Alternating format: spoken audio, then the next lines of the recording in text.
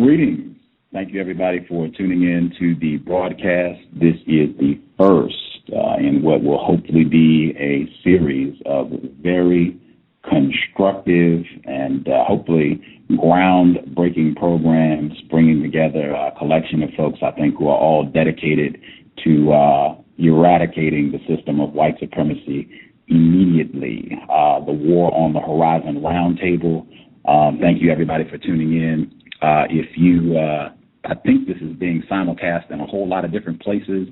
Everybody can come to waronthehorizon.com, click the Live 365 player. It should be on the right side of the page. Click that, and you should be able to get crystal clear audio. If the program happens to spill a little bit over the 2-hour mark, you should be able to listen uninterrupted. So go to go to waronthehorizon.com. Look for the Live 365 player. Click it. Should pop right open on your browser, and you should be able to enjoy a phenomenal broadcast. If you're listening at Blog Talk Radio via the cows, you can just click War on the Horizon, and it'll take you, the Live 365 player will just pop up. Just click that link, and it'll pop up.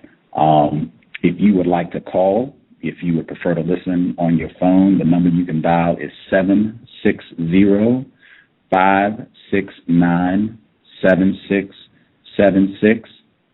The code that you're going to need is 948656. The code that you're going to need. Oh, thank you. The number, again, is 760-569-7676, and the code is 948656, and we just got a live test. So we are broadcasting at War on the Horizon, so you should be able to go to waronthehorizon.com and listen to outstanding audio, or you can call in. I am certain that some of the folks who are listening, this is going to be your first time hearing some of the people on the call. So since we have a lot of people participating in the roundtable, I think it would be great if we could go around and everybody who is here give an introduction. If you have a website or a book or anything you would like to promote to let folks know a little bit about who is here, and then I guess maybe even a suggestion. If you could give a quick suggestion for black people who are listening, something they could do that would be helpful in replacing white supremacy with justice, and then we can get started. Sister Fasanmi, you want to start us off? I think it would be befitting to start off with you, since you're the host. Okay. This would be Gus T Renegade, from the context of white supremacy, the cow at Blog Talk Radio and at War on the Horizon. We've been broadcasting at Blog Talk Radio. We've been broadcasting for almost 2 years. Hopefully, I don't believe in coincidence. The 2-year anniversary of Blog Talk Radio is going to line up exactly with the production in Washington, D.C. in February, where Brothers Keeper, and they're going to be doing the African Insurrection musical. So 2 years in February. Hopefully it's been constructive. I don't know. I guess my suggestion for black people listening to the show, my suggestion would be don't hang around with criminals, people who break laws. And the reason being, in a system of white supremacy, white people are really good at, when they get you in a compromising position where they can hold something over you, they tend to be really good at leveraging black people to mistreat other black people. So if you're hanging out with somebody who breaks laws, a criminal, it could be white people might end up using the people that you're hanging out with to snitch on you and mistreat you. So my suggestion would be don't hang around with criminals, people that break laws. They might end up being the people that rat you out and cause some problems for you. Sister Fasanmi. Okay. This is Sister Fasanmi with Operation Challenging Convert. I started out with Drop Squad Radio and the Drop Squad website. My suggestion for people would be to look deep. Just because people are they cloak themselves in the red, black, and green, or they say they're coming in the revolutionary spirit, look a little deeper. You might be surprised what you find. And that's really it. The next person can go.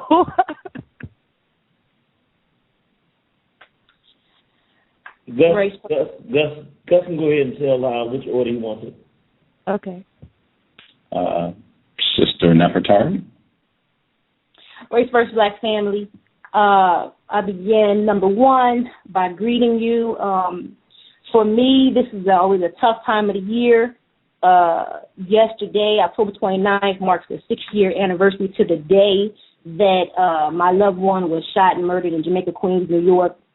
So this is always a rough period of time for me. But I come with mixed feelings because it is around that time that I was kind of ushered into the movement, so to speak, or ushered into consciousness and searching for the whys as to why this happened, et cetera, et cetera, et cetera. My ancestors pulled me in the direction of learning more about our history and our culture. So for me, I would tell everybody, understanding what we've all gone through. We all go through different things. We all have scars and pains, things that we're dealing with in the belly of this beast. If you've been born today, you've been born under racism, white supremacy. So with that being said, you still have to recognize who you are as an African. And if you understand who you are, sorry about that. If you understand who you are as an African, you understand that you have to live up to a certain moral code. You have got to represent yourself as an African. The more and more you move towards understanding who you are as an African, the more and more you got to shed this beast lifestyle and what we call this beast death style. And that is whether you're engaging in illegal activities, whether you're engaging in white sex, or whatever it may be destructive to African people, you've got to stop it. So that moving forward, if you are noticing anybody who is proclaiming to be a nationalist, proclaiming to be about the liberation of African people, and they are engaging in these types of behaviors, which I'm sure we'll get into throughout tonight's discussion, you need to really question them and hold them accountable. And if they can't justify their actions, then you need to turn and run very, very fast in the opposite direction. I wanted to, can I call King Samir before we get to the next person? That way he'll be on as well. Is that acceptable? Yeah, that's great. That's fantastic. Okay. I'm going to call him right now, so hopefully.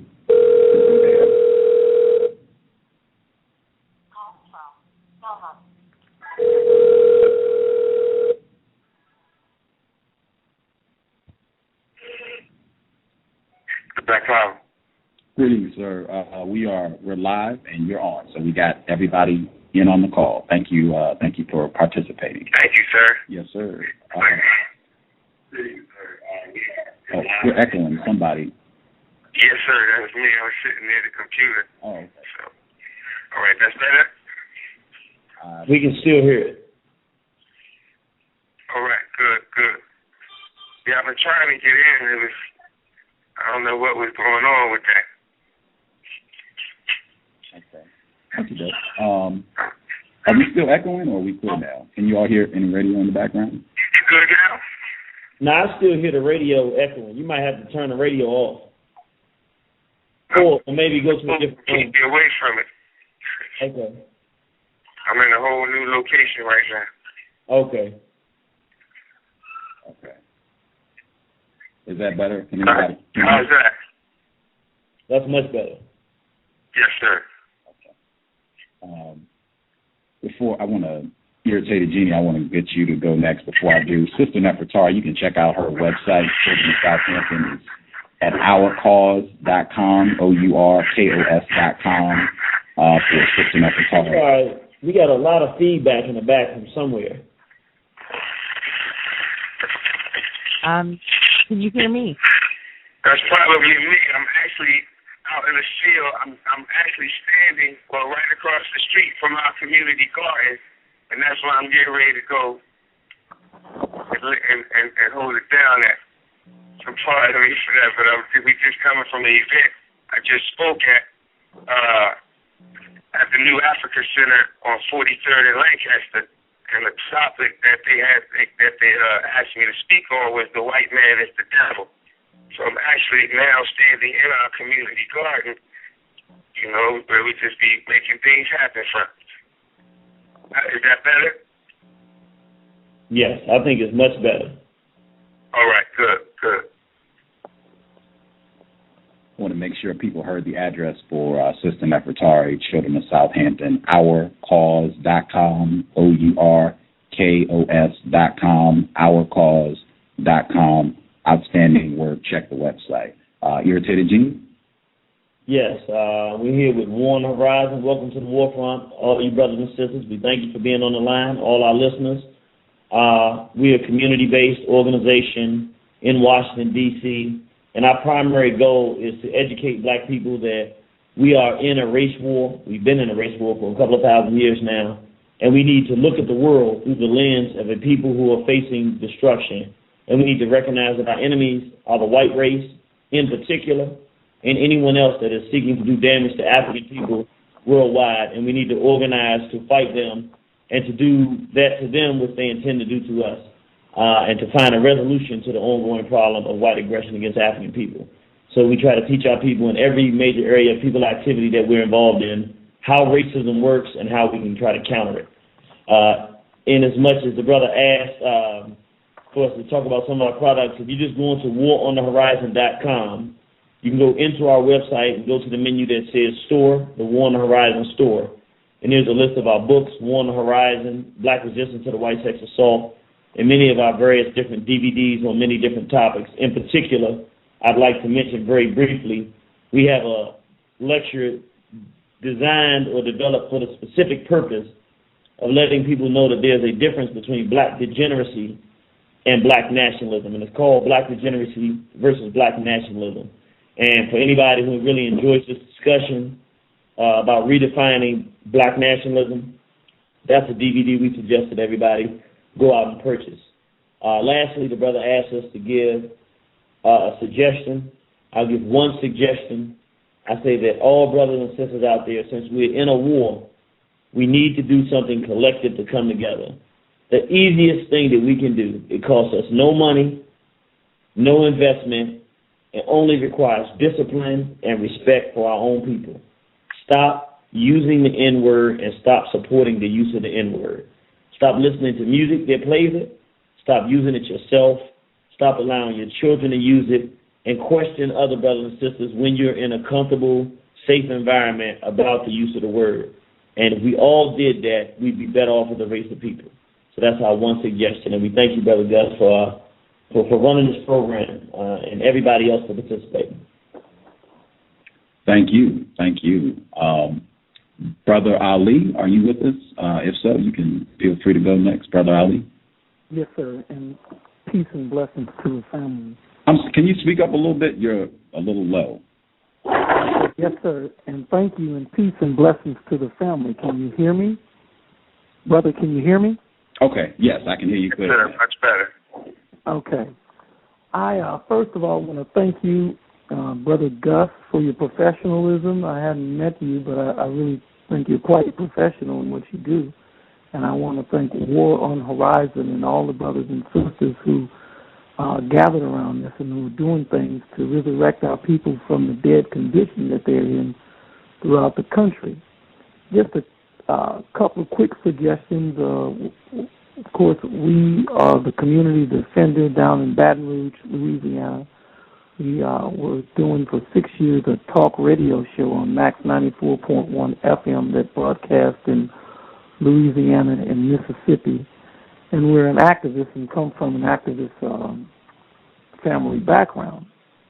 The number one thing that I would like to suggest is that we make the nationalist movement sacred by promoting, number one, Mayat and the doing of righteousness among ourselves first, but then begin to put that on our people, because that's the only way you're going to unite them, is if they have some type of code of righteous etiquette that can attract, especially our women and children, and attract us as a group. Number two, I think that we should use this forum the same way Harriet Tubman used her means, as an underground railroad of information, so that we begin to block out envy and jealousy, competition, and the spirit of rivalry, and begin to promote one another and work as a team, knowing that some people will be the point guard on certain issues and others will be the forward on certain issues, but getting our chemistry down over the Blog Talk Radio first, but eventually moving into other media outlets so that we can attract the mind of our people. I'd like to see us start being the defining force of what black nationalism, black spirituality is all about, using our underground railroad of information to attract and resurrect our people. So I'll just start there and thank you all for allowing me to participate with you. Thank you, sir. Could you give us the website or the title again for your program so people can support what you're doing? I don't have a website at this time, but I'm working on getting one. I'm currently not doing my radio show, but I expect to be doing it again in a month.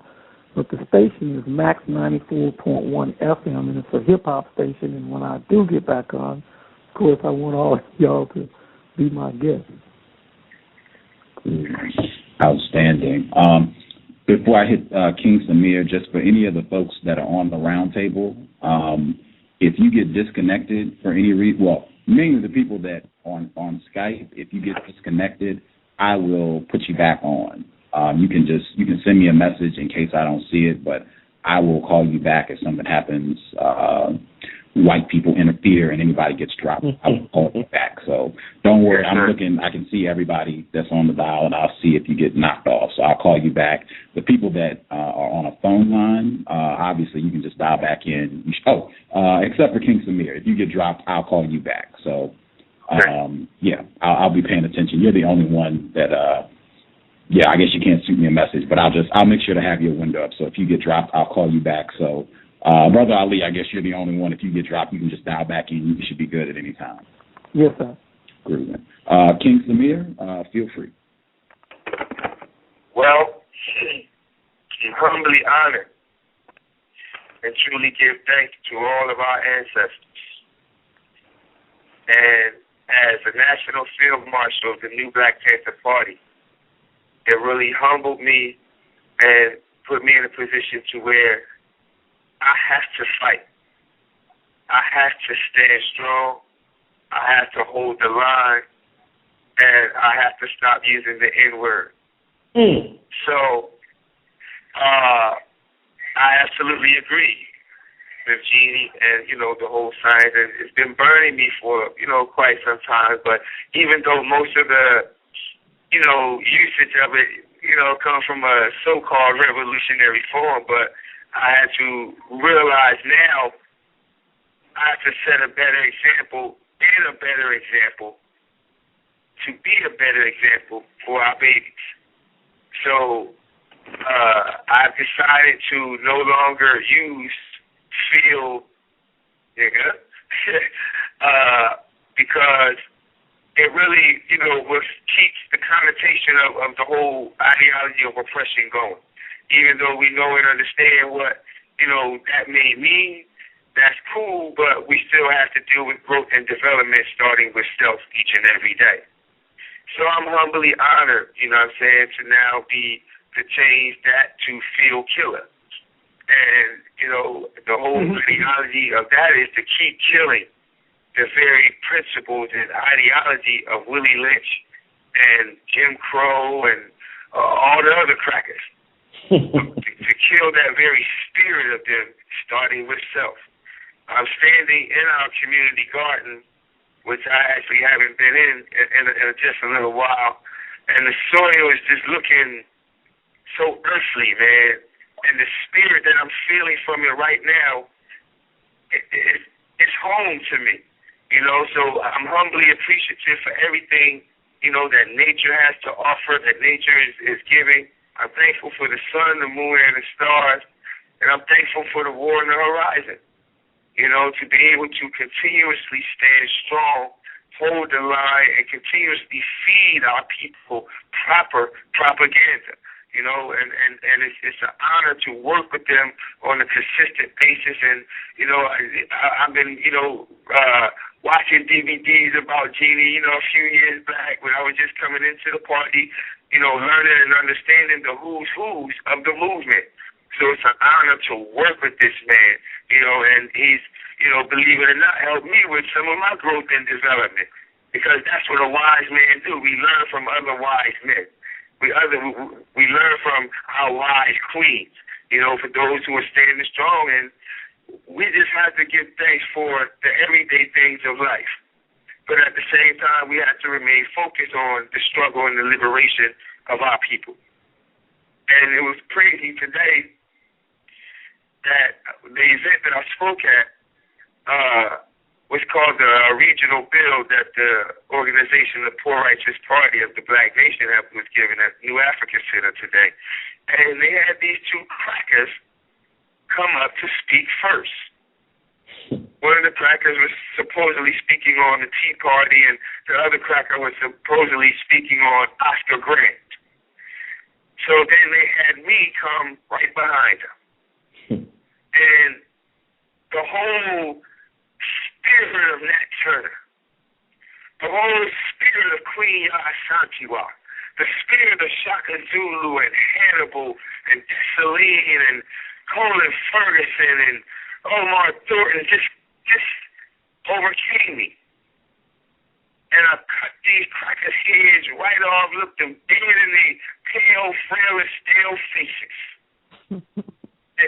and gave them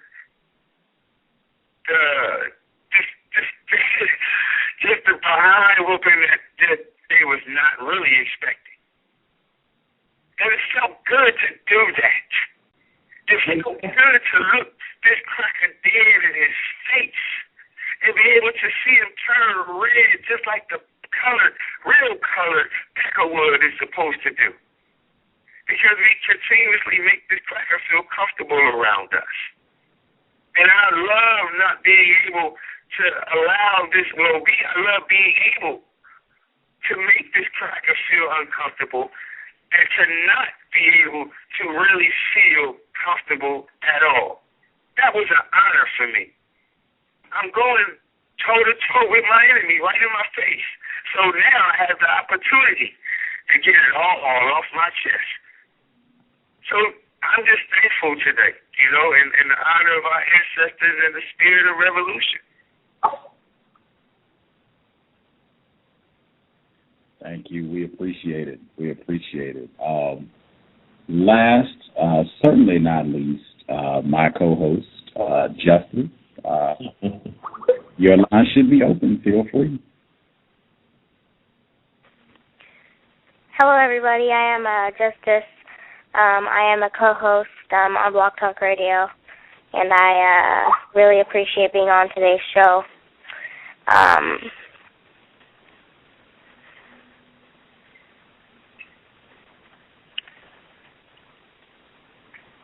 Yeah. Well, we're very, very happy to have you here with us, little sister. Yep. By the way, for anybody that doesn't know, little sister Justice is only, are you 10 or 11? I'm 11. She's 11 years old, and she's been right here with us. Okay. It's an honor to have you. Thanks. Justice, did you have a suggestion, or you want to sit on that? I actually do have a suggestion. Tell non-white people to listen to the cows. Yeah. They can hear you get at Tim Wise and some of the most refined racists on the planet. Justice All-Star. We dropped Sister Nefertari, so I'm attempting to connect her right now. Just give me a hot second, and I'll get her back on the line.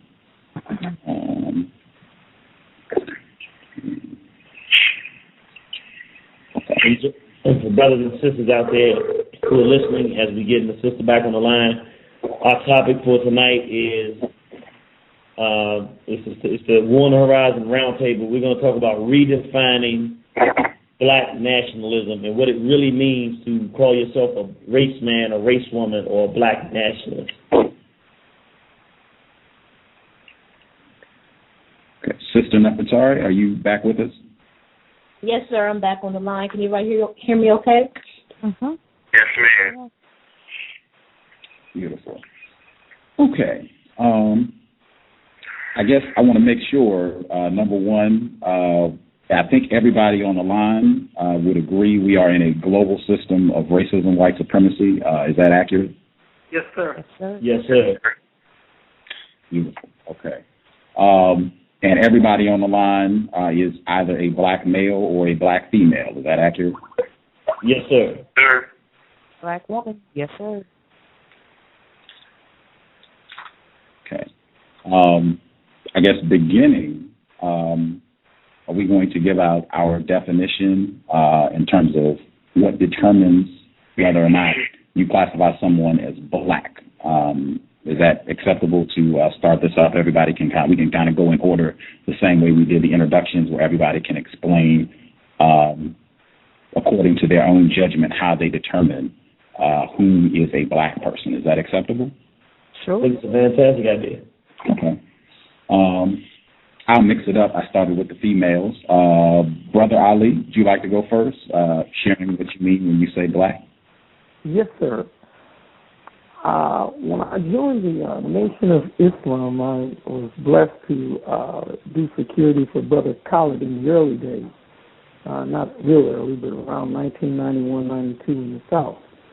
And I remember never before in my life had anyone ever really given a definition of what exactly black is until I heard the teachings of the Honorable Elijah Muhammad. So we were taught that black is color, consciousness, and a connection to our ancestors and original creator. And so in order to be black, you can't just have the color, because you could be still in Negro or neutral status, Mr. In between, not having the consciousness and the morality and the ethics and the character to truly be black. Because to truly be black is to have all of those things going for you, a genuine love for your people, and you have to be in a resurrected state. So this is the goal, to be the original man again. And that's just to make it short. So I'd say color, consciousness, and a connection to our creator. Of course, black is not a color. We were taught that it's the essence from which all other colors come from. So it's actually the mother and the father of all other colors. And that's our concept and the way we feel about black, in short. I'm writing these down. Is that acceptable? Absolutely. Color consciousness and a connection to our creator. Is that accurate? Yes, sir. Yes, sir. Okay. Can I ask you to elaborate on what you mean when you say color consciousness? I mean that you should have an original color, black not being a color. We produce all spectrums of color. We have lighter complected black people who are black. We have darker complected black people who are still classified as black long before the Caucasians came to the planet. They were lighter complected black people, and it wasn't any racism because they weren't here, so to speak. Consciousness. You have to have a thorough knowledge of yourself, your nation, your people, your purpose in life, so to speak, and a connection to our original creator, meaning that in order to be black, you can't believe in the slave master's interpretation of religion, because it's not an original religion. So those are the short routes to explain what I'm trying to say. Did anybody need any extra clarification, or is everybody okay with Brother Ali's? Understood. Perfectly understood. Let's see. King Samir, would you like to go next, sir? Yes, sir. What it is to be black, or the whole concept of that, I would say it would have to start in the very essence of the universe itself. And what we have to go back to the very science of the atom and the proton and the neutron itself, because this life of self-will manifestation comes from darkness. When we close our eyes and we're able to see what? Darkness, beyond darkness. Even when we're looking up into the sun and we close our eyes, we still see that darkness. It may be a little brighter because of the rays of the sun penetrating on our eyeballs, but at the same time, when you close your eyes, you see that of which we come from, that womb, that triple stage darkness, as the Most Honorable Elijah Muhammad speaks and teaches about. We are the direct connection from that triple stage darkness. The atom willed itself into being from power and forces around it inside of triple stage darkness. That is the creation of life itself. The same thing as our black woman goes through when she is giving birth to us. That child is born in 9 stages of triple stage darkness. So when we look at that very essence of what black is, we are that essence. There is nothing greater than the essence of being black, of looking and walking and talking black. Now, when we look at it from a physical perspective, I look at it from the perspective of not just walking it again, but you gotta live it. You gotta make it manifest. We are people of vision, and like I said, always teach, if you can't see it, they ain't gonna believe it. So when we talk about being black, that means Willie Lynch doesn't exist in us, or at least we're striving daily to remove each and every little degree of white supremacy out of us. We are giving our lives daily for the salvation and liberation of the black nation. See, and we consistently worry about trying not to be black around the cracker. We constantly worry about trying not to be who we originally were made to be amongst our oppressors. And it's a beautiful thing to be that of which we are. It's a beautiful thing to know and understand that black is beautiful.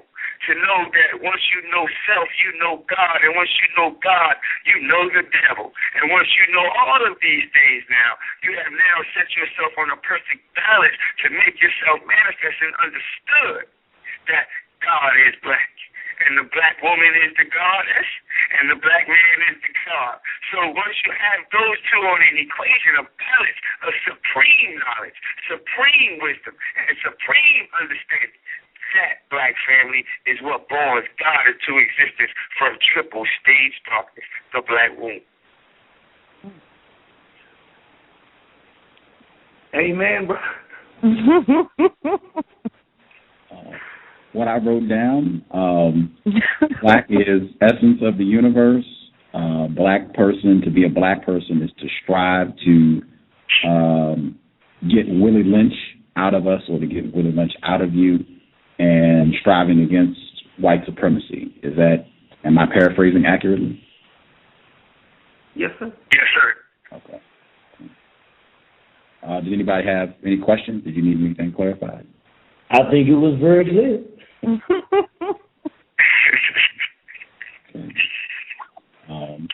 She's messaging me, so I'm going to go back to her. Justice, you want to give us your definition for what you mean when you say someone is black?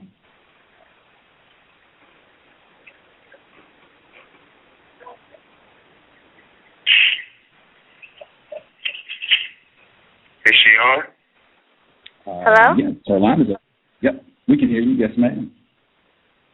My definition of black person is someone who white people say is black. Someone who white people say is black. Okay.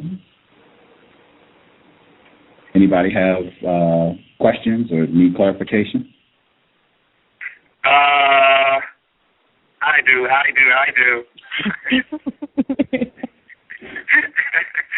My question would be,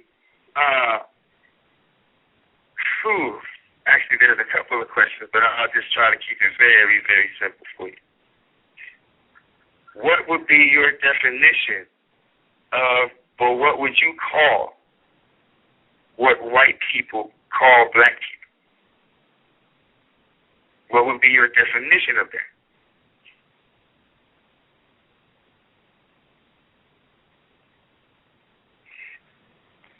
I think he's talking to little sister Justice.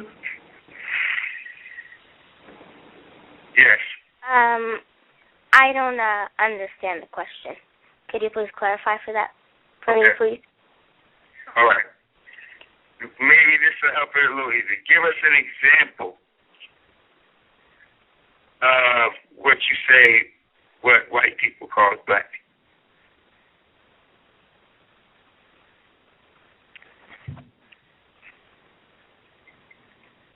Can I, King Samir? Yes. Can I help you out a little bit? Yes. Okay, Sister Justice? Okay, I think what Brother King Samir, what he is asking you is this.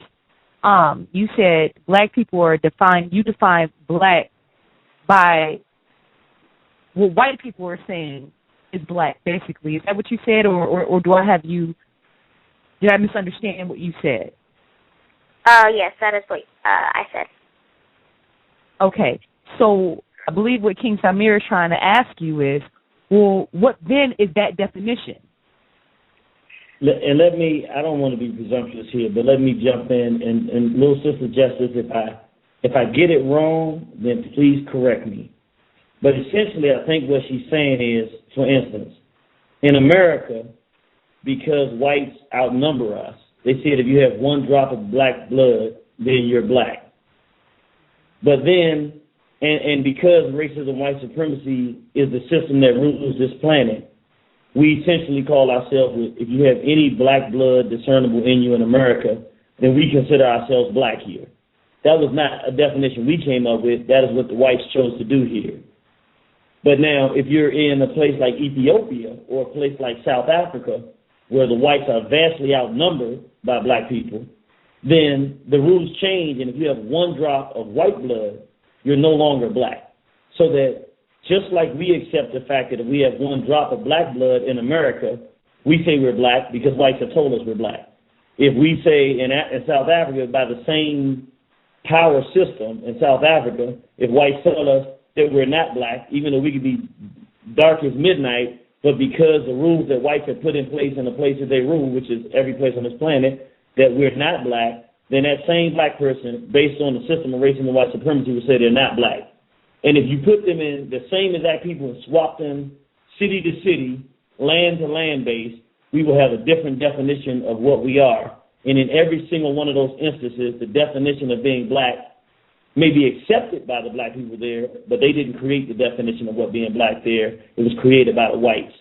So I think that's what she's alluding to, that the fact that whites are the ones who have set the standard for defining black people. Am I correct, Miss? Yes. Okay.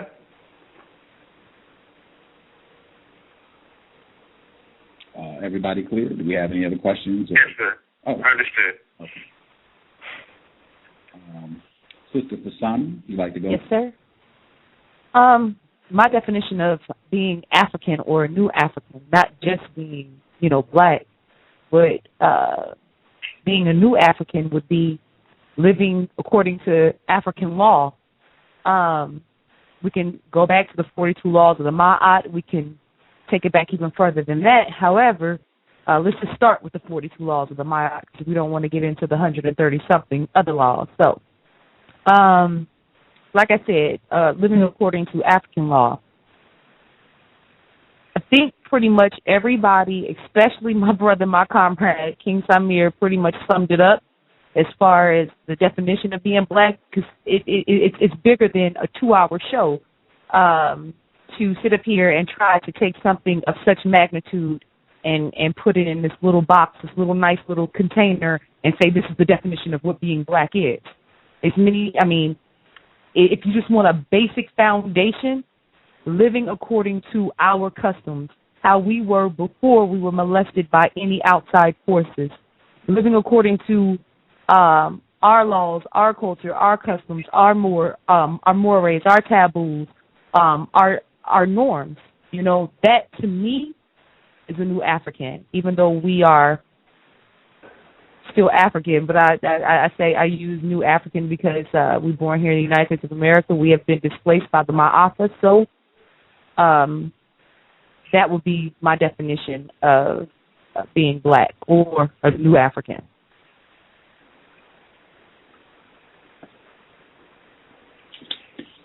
Well, I guess before I ask, can I ask, are you using black and African and or new African? Are you using those terms as synonyms or no? Yes. Okay. Because, well, kind of, sort of. That's kind of a twofold question. You have Negroes out here who are black. You know, you have the N-words out here who are white.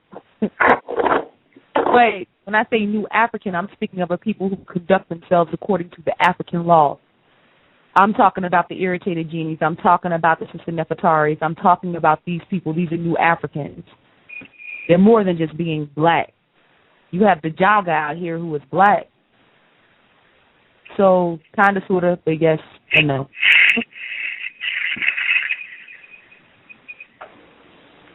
Did anybody else have questions and or comments?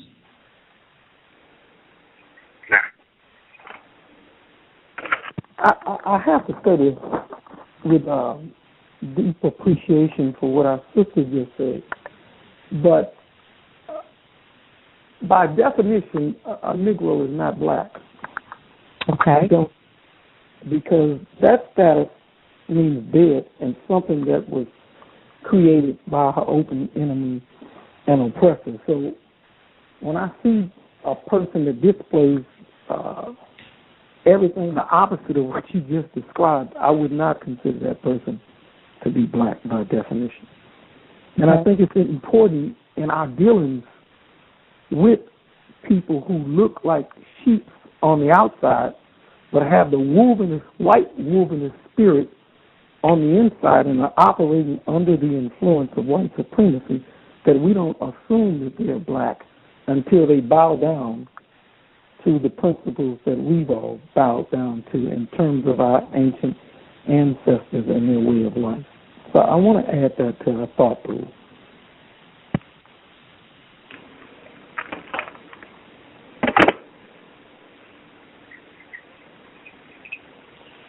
Anyone else? Okay. Irritated Genie, did you want to go next? Yeah, that's fine. And I hope people out there that are listening, I'm going to answer the question. I don't want to be long-winded, but I hope people are really, really listening, because even for myself, if you want to understand how well the system of racism and white supremacy works, we're on a show that we discussed and we want to talk about some things, and we started with a very simple question, which is, what does it mean to be black? And we've had, I think, about 4 people to speak so far, or 3 or 4. 3, I think, so far. And no, 4. And what's so interesting is that nobody said the same thing, but I agree with everything everybody said, even though some of the things are different or even conflicting. My point being, this is how effective racism and white supremacy is. Some people may be listening and say, they talking about what being black, they're wasting time. No. You have some of the greatest minds on the planet today sitting here having a dialogue, and I think, we'll talk about it as we go on out. Like I said, I don't want to be long-winded, but what we're going to realize in this discussion is that really, if we want to move forward as a people, part of the issue is that we have to come to some common ground, and we do not spend enough time actually having dialogue to come to common ground. So again, I'm going to say something that's going to be different than what everybody else said. Again, we say conflicting things, but I agree with those conflicting things that everyone has said. When we say black at one horizon, what we mean is an individual whose blood, mother, and father are identifiable by eyesight as being descendants of the black race or African people. In other words, if your mother and father are black, you're black. That's what we mean when we say black. And when we say your mother and father are black, so that we're not using a word to define a word, we mean if you can look at somebody's mother and father and say, okay, they come from Africa, historically, traditionally. You cannot physically identify them and say, I would classify them as an African person or a black person from one of the bloodlines of African people. Then that child is an African or is black. I'm sorry. Are you using African and black as synonyms or no? Yes, African and black are synonyms, yes. Okay.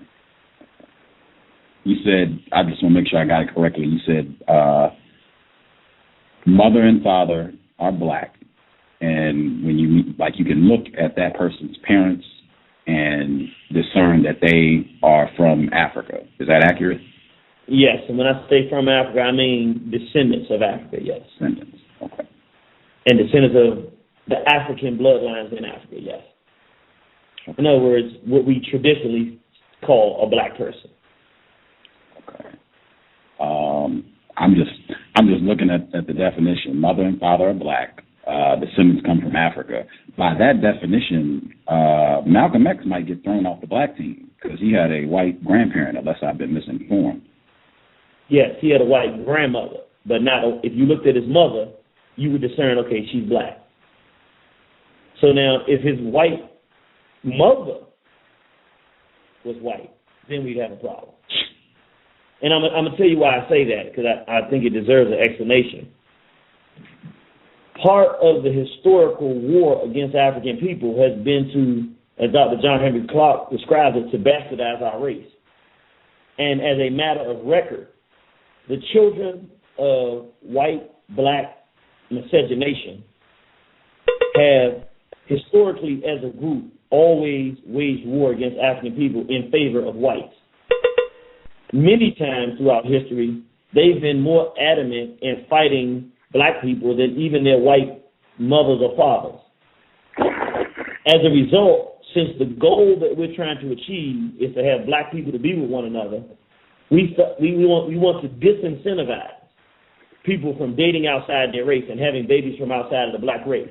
As a result, if we classify a child of a black-white union as being black, then essentially black has no value, because that means that if white is bad and we're saying it's okay to have a child with somebody white, then obviously black doesn't have any much value. But if white is bad, if white is bad, then to have a child with something white is to create something that we don't want. And so we don't want to classify that thing that we have as black, because then everybody can go out there and sleep with our open enemy and virtually commit genocide and create more enemies to our people. So we say, if you have a white parent, then you're not black.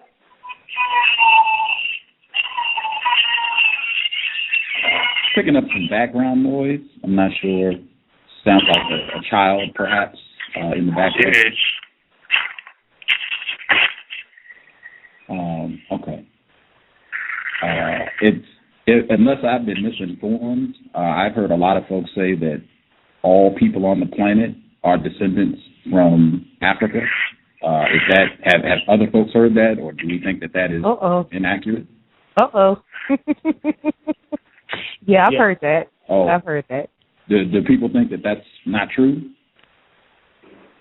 I personally, I believe that people who, this is Sister Fasanmi, people who are highly melanated or have any kind of melanin content, I believe that they do stem from us, and we spread it out across the globe. We multiplied and all that good stuff, but it's still questionable. It's still up for debate where these crackers come from. Some people say that they belong to us. Some people say that they are babies. Some people say that they're our children.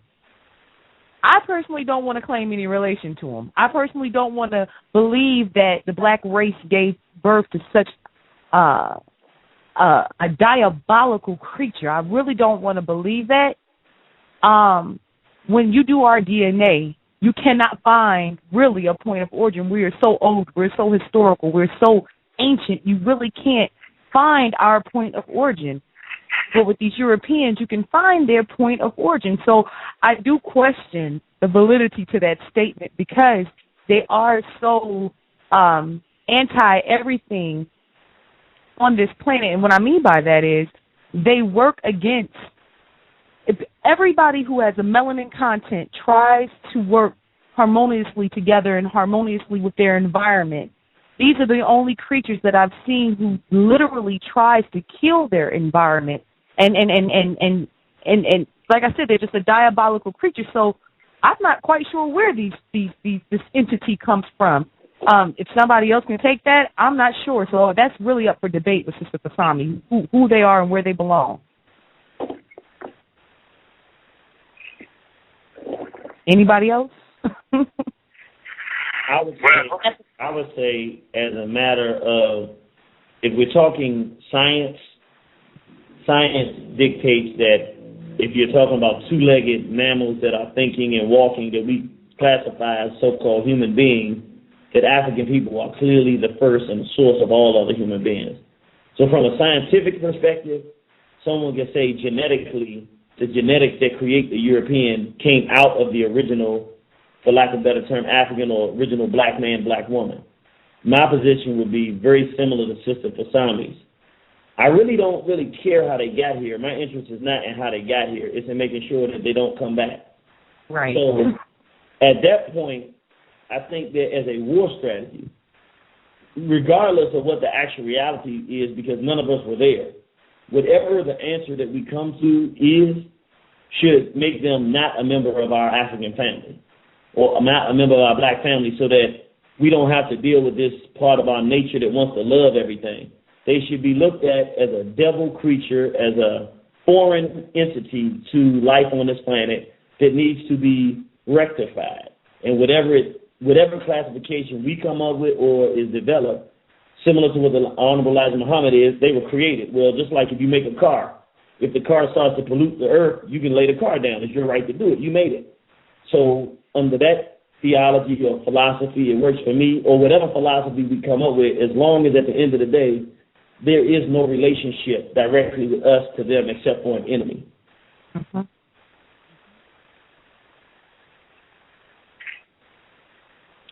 Did I hear King Samir? Did you have a comment or a question?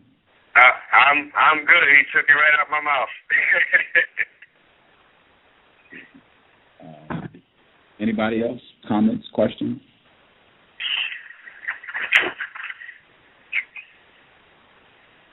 Okay. Sister Nefertari, did you want to go next? Yeah, you're talking about defining black. Are we still on that question? Yes, ma'am. Okay. Again, I think that I agree with what everyone has said so far. I don't really disagree with any of it. In fact, what the Irritated Genie just said a moment ago is one of our tenets here at the Children of Southampton, and that is, you have to come from a black mother and a father. And for pretty much the same reasons that he stated, unfortunately, we want to look at a lot of people in our history who may have been products of involuntary rape. Somebody like, let's say, a Frederick Douglass, people whose parents, whose mothers were raped by the white beast, and as a result, they were products of that rape. Those individuals, we kind of give them somewhat of an honorary pass, and that they didn't, their parents, their mother did not have a choice in the matter in terms of that relationship.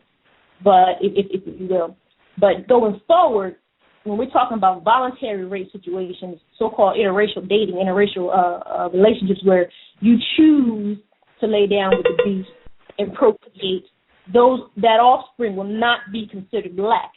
That offspring needs to be considered something other, something outside that type of hybrid.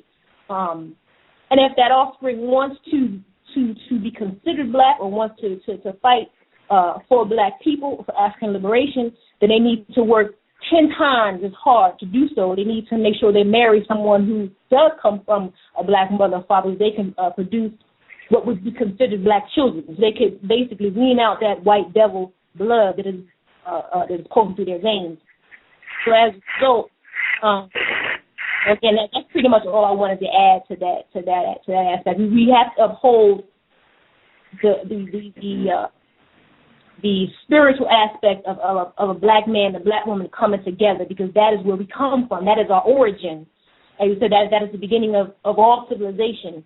As black women, we hold the keys to the world in our wombs, and we have to respect that, and the black man has to respect that, and together we will return the world to its righteous place. But if we don't understand and respect and hold sacred that relationship, we might drink the Kool-Aid now, as I would say.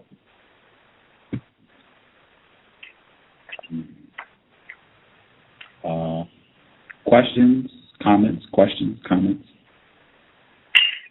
I absolutely agree.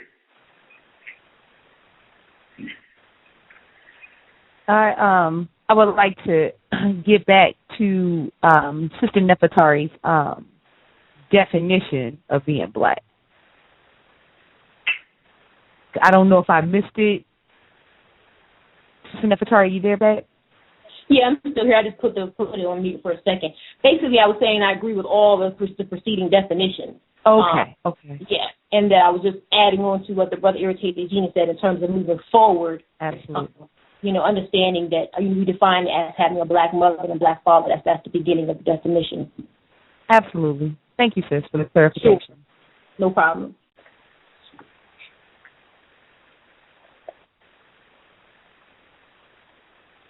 I thought I heard somebody. I'm not sure who it was. Did I hear someone who had a comment or a question?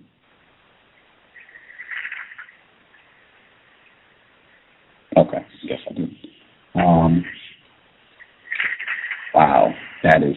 I hope for people listening, the people that are participating in the call, I kind of suggested that we have this discussion because I thought it was important. So if people are listening and saying this is the most boring conversation I've ever heard, I can't believe you got all these folks together to share definitions about black. What a waste of my Saturday evening. You should blame Gus for that. That was me. But I do think this is very important. Just in terms of clarification, I said this repeatedly. I feel like we should all keep in mind in the system of white supremacy, not that long ago, it was an offense punishable by death for a black person to learn to read. Just sit with that for a moment.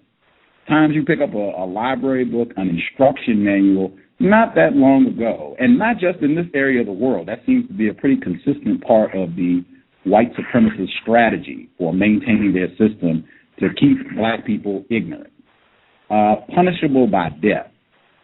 I feel like we are still suffering from the consequences of that, and one symptom of that is that we really, and I mean black people, we really do not have a high regard for being clear about words and definitions. I feel like that is an integral aspect with regards to why we have not solved this problem. I feel like it's one of the main reasons why we have so much conflict amongst one another. Just we have extraordinary communication deficiencies. That's why I start every program definition of white supremacy, and I try to be very clear about terms that are being used. Even just having these folks here, and I think everybody here knows one another, or at some level we've heard one another's programs, we've been on one another's program, and even having us 6 people, we got definitions that are kind of all over the place a little bit. And that's why, I'm sorry to cut you off, Brother Gus, but that's why I said, and even a 2-hour time frame, you're talking about a people of antiquity. You're talking about a very ancient people. It will be very difficult within 2 hours with 6 people on the line, but even 2 hours with one person on the line to actually give a thorough definition of what being African and black is. It's so much. It entails so much. So if we can just get to the fundamentals of it and what it is and what it entails, that would just be great. That's a start. I agree. And I think the fundamentals of what it means to be black in a system of white supremacy, I would have to go with what Justice said. White people determine that worldwide. That's what the system of white supremacy means. You can come out and do the Tiger Woods, I'm Coblinasian, whatever. White people will let you know real quick how far you're going to get with that Coblinasian thing and what they think you are, regardless of what, this parent is, that parent is. I think that's what white supremacy means. They are in control of all areas of people activity, especially racial classification. I'm just looking. I mean, white people have made decisions about individuals who have a white parent and a non-white parent. White people have made decisions, and those decisions have changed based on what they need in the system of white supremacy. Sometimes those folks get thrown on the black team, sometimes not. Sometimes it'll change within the person's lifetime. I'm very cautious. I just have a lot of concerns because I feel like when somebody tells me that something is so hard to explain that it could take hours or days or weeks to explain a concept, I tend to be suspicious that either that person doesn't know what they're talking about. Oh, watch out now. I mean, that's not an indictment of anyone, but I feel like it would be inaccurate for me to not say that because I would say it on my show. If someone tells me it would take me months or days or weeks or hours to explain a concept, I would be suspicious that this person might not know what they're talking about, especially if they tell me that this is something real important. This person might not know what they're talking about. Let me, if I can jump in, Gus? Yes, sir. I'm going to say something because I want people to, particularly for the listening audience, if you're listening. I know some people are probably saying, when are they going to start talking about black nationalism? Understand, the first word in it is black. If you don't get that down, then it means something. I'm going to tell you how relevant this conversation is. Sometimes we don't realize, we undervalue clarity, like Brother Gus said. I was talking to Sister Warrior Woman. She's a Native American. And I'm not going to lie to you, it was one of the most bizarre conversations because I was talking to her and I said, well, what do you all call yourselves? Because I know that y'all are not American. You can't be Native American because you can't be native to something that you predate. That doesn't make sense. You were there before America. How can you be Native Americans? And she said that they got together and went to where's Gaddafi and Muammar Gaddafi in Libya.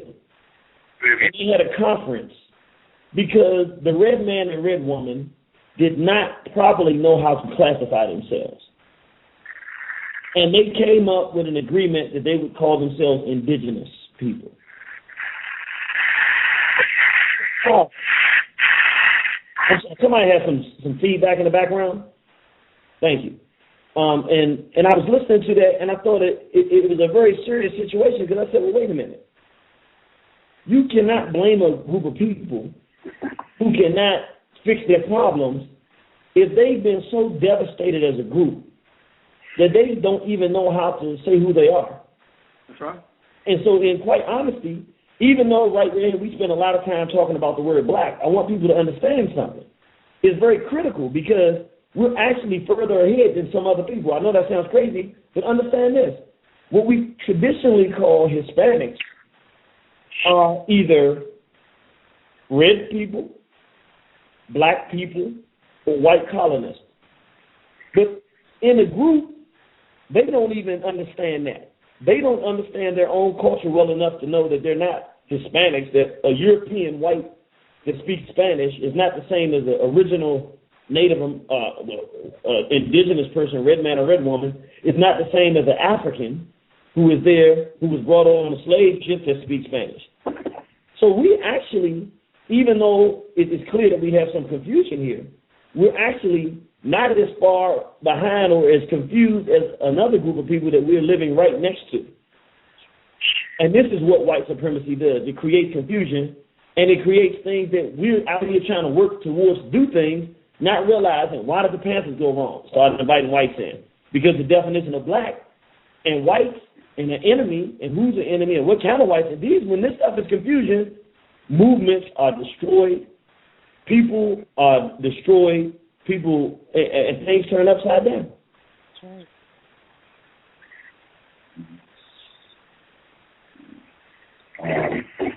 Unless anybody has any comments, we're at the 1 hour, 10-minute mark. I wanted to kind of turn the discussion to hit black nationalism because I felt like that was an important aspect of what we were going to talk about. Did anybody have anything they wanted to share on the black aspect before we transition? other than the fact that I agree and confer with Irritated Genie 110%. It's not that we don't know what we're talking about.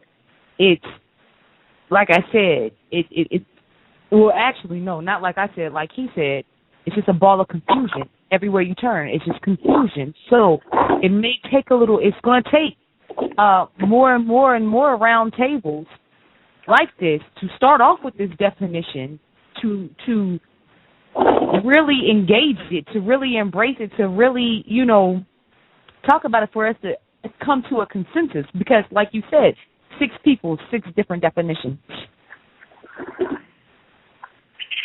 We all got to come to a common consensus on what it means to be black. I believe being a new African living by the laws of the Ma'at and African law. So, you touch my child, you die. I mean, when I say you touch my child in a sexual way, you die. That's African law. You smack me, I smack you. It's real simple.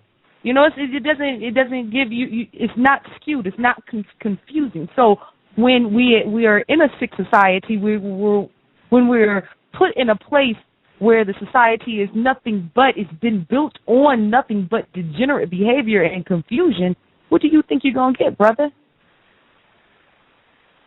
And if I can, I want to jump in because I agree with Gus. It's time for us to move to the black nationalist part, but I do want to end, at least from my perspective, and anybody else can jump in at any point and say what you want, but I think the conclusion I've drawn from this first part of this discussion is this. I think that at this point, based on the fact that we haven't come to an absolute consensus, that Sister Justice probably gave the best definition because it's the only one that can stand water. But I think that basically what she said is that whites have created the definition for what a black person is. I think that what we'll see here, that our job now, we don't have to do it today, but our job is to redefine what it means to be black, and to not only create a definition that we all agree to, but then we have to agree that we're going to enforce that definition, and we decide from our perspective of what's in the best interest of our people, what is being black, and how we're going to make that stick. Agreed. Agreed. I want to thank you, Sister Fasanmi.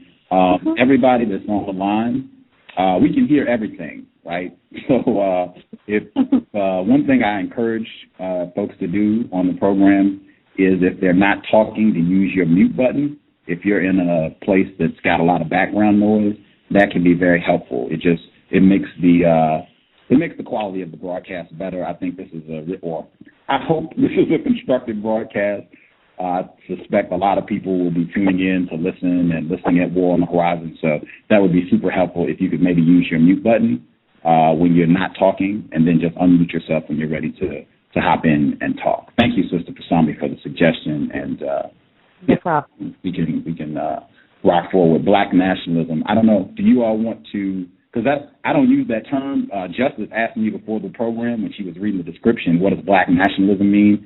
And I said, I don't know, because I don't use that term. I don't use the term, and in fact, I guess I'll go first, right? So I'm giving my definition. I don't use the term because I don't think such a concept can exist. Number one, as we've just demonstrated, we don't even seem to be clear about a definition for black, which is the root of black nationalism. In a system dominated by white supremacy, I don't think you can have black nationalism. I think you would have to replace white supremacy in order to even have such a concept, and then you could, define it however you want. But I could be incorrect. Let's see. I'll pitch. Do you all want to give a definition for black nationalism first? Is that how we're rolling? I think that's a good idea. Does anybody not think it's a good idea? Yeah, we can do that. Okay. Let me give the number out just in case anybody wants to call, because you can call and listen if you're in transit or what have you. The number is 760-569-7676, and the code is 948656. So the number 760-569-7676. The code is 948656. 6. You are listening to the War on the Horizons Roundtable, first attempt. We're going to give our definition for black nationalism. Let's see. Sister Nefertari, you want to start this one? Yes, sir. Yes, sir. And if you hear a delay when I go to speak, just because I am using my mute, so I'll try to quickly unmute myself before I respond. We actually go by African nationalists here at Children Southampton, and we have our definition posted on our website. And a lot of times we get asked questions about it, but I'm just going to run through the different components of what we consider to be an African nationalist. And again, I'm using African and Black synonymously as well. Number one is a person who always practices race-first principles. And that means that, you know, when you wake up, if you go to a store, you know you need to buy something from the store, you're going to proactively at least try to buy something from someone who owns a black store. You know, if you need to buy books, if there's no black bookstore in your town, you're going to go online, try to find a black bookstore online you can order from. You proactively try your best to operate within the race first. You think about the race first, think about your actions, and you go out, you know, if I do this, that I'm, you know, whatever it is, whatever it follows that after this, what impact is that going to have on the race, the African race? So you're always thinking about race first. Again, you know, has a black mother and father, knows that the only acceptable sexual relationship is between a consenting black man and black woman. Openly denounces all forms of white sex perversion, and that's everything from pedophilia, homosexuality, bestiality. All those are considered white sex, which we borrow from Positive Kinetic Vision. They came up with that term originally, if I'm not mistaken. Openly denounces all forms of social integration with whites. So again, we understand that, you know, as a black person, as an African, you may have to work in an environment where there are whites. You know, you're doing that to feed your family. So you work down at Walmart and, you know, there's whites all around you. When we're talking about you openly denounce social integration. So that means that you're not inviting Amy and Johnny and Becky Sue over to your child's birthday party. There's no need for them to be in your home. There's no need for them to be coming to the family reunion. There's no need for you to be allowing your daughter or your son to go on a date with them. That's social integration. So a person who openly denounces that. And lastly, an African nationalist, someone who identifies racism, white supremacy as the central factor in the oppression of African people around the world, around the globe. You know, there's someone who has begun to study racism, white supremacy, and they see the impact that it's had on our people. And they identify it as, again, being the sole thing that is affecting us as Africans in terms of oppression. So that's how we classify African nationalists. And, you know, I'm open to anyone who has any questions or comments about that. I don't want to take up too much more time, so I'll, you know, pass to the next person. If I may, this is King Samir, because I have to go perform in an hour. But I'm just so, man. But I just want to say very quickly, I totally agree with Sister Nefertari because we have to practice race-first principles daily, even in our home, starting with our own babies and our own family. Yes, we have to understand that everybody is not going to accept this. Everybody is not for black nationalism. Everybody's not for black power.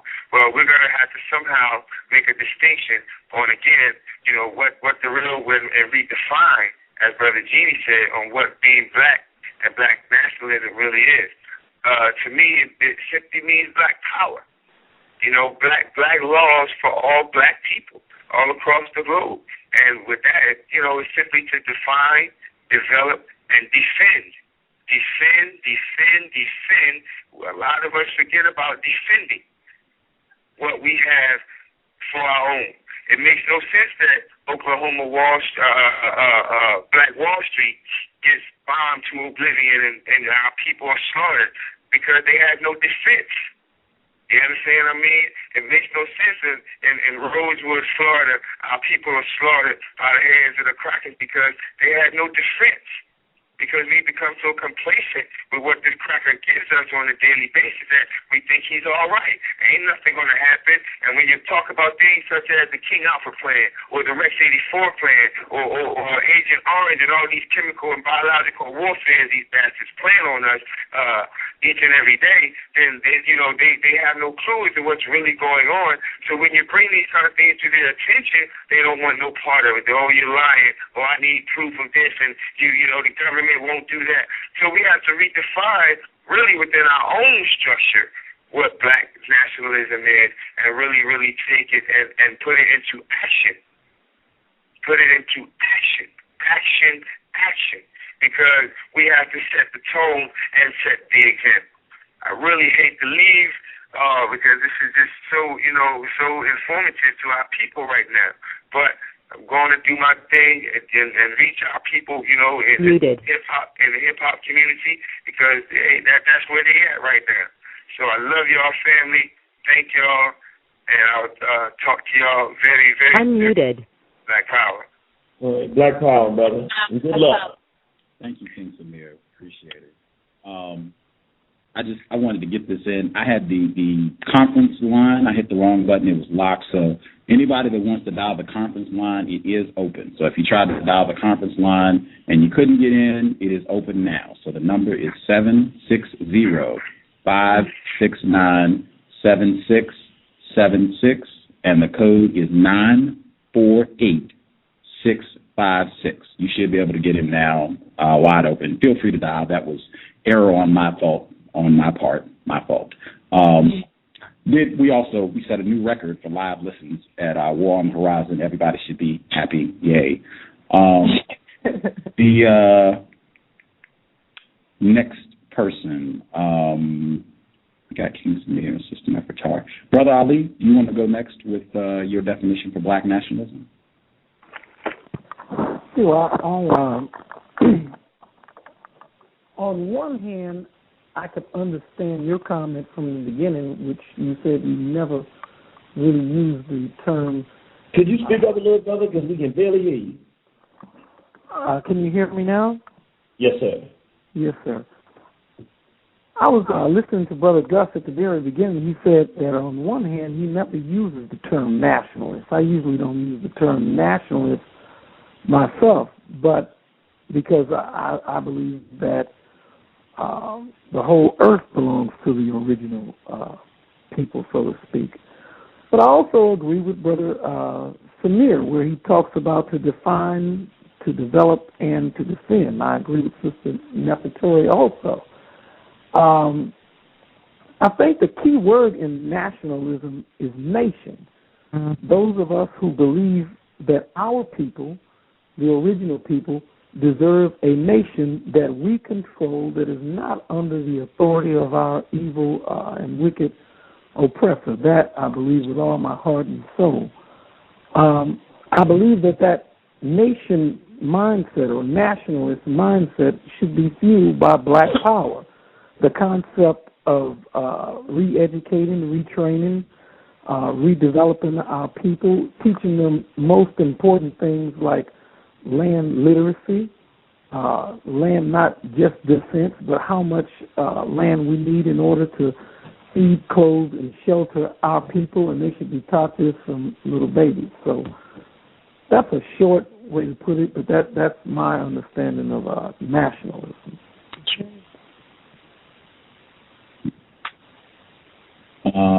Justice, if okay, Justice is there. Justice, if you want to go next, Justice, your line is open. Justice.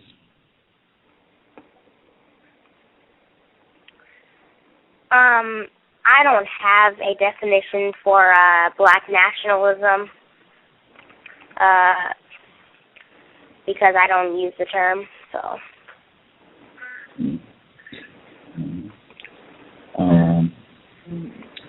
Irritated Genie, you want to go next? If I may, because I have a slight bit of we actually have some written definitions that I want to put out there. I'd like to go last on this one just because my answer may be a little bit longer than Sister Fasanmi's. Okay. Sister Fasanmi? Can you hear me, sir? Yes, ma'am. Okay, because I had muted my mic and then I just unmuted it. I really agree with Brother Ali. We've had a nation within a nation of our own before. We've had a couple of them before. It's really simple. Black nationalism. It's a black nation. It's a nation of our own. We had our own stores. We had everything that we needed. I don't know if you and Sister Justice have ever heard of Tulsa, Oklahoma, and Black Wall Street and Rosewood and things like this. We've had nations off into ourselves, our own little enclave. So I don't know why that is, not just to you two. I'm just talking about in general why that is a foreign concept. I concur 100% with what Brother Ali said. It's our nation. Matter of fact, I was watching a DVD, not a DVD, it was a YouTube clip of Dr. Khalid Muhammad, and he was saying something, and I was almost about to disagree with him if I just didn't sit tight and really, really listen. He said something to the effect of, no, Africa is not our home. And I'm like, everybody in the audience was like, what is he talking about? He was like, no, Africa is not our home. He was like, Africa is the throne. That's right. Exactly, the throne in which we ruled the world from.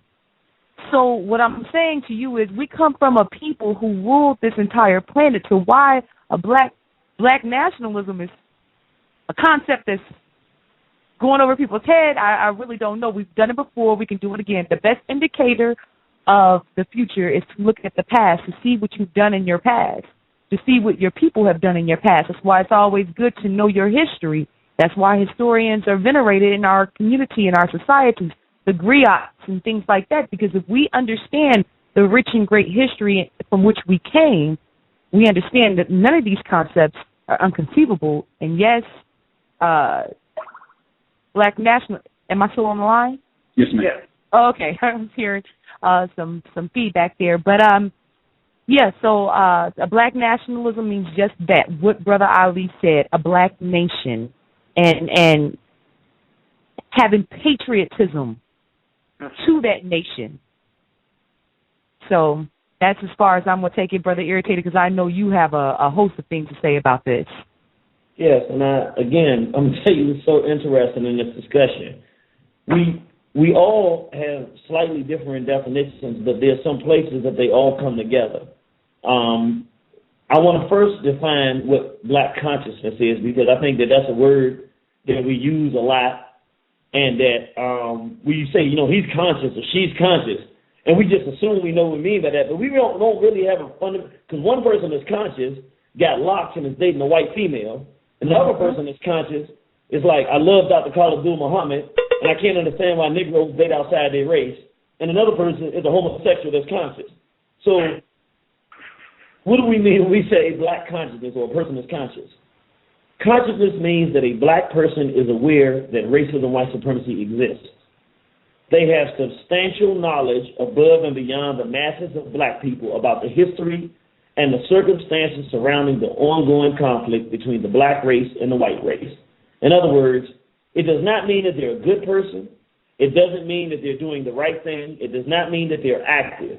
It simply means that they understand better than most black people that racism, white supremacy exists, what it is, and how it works.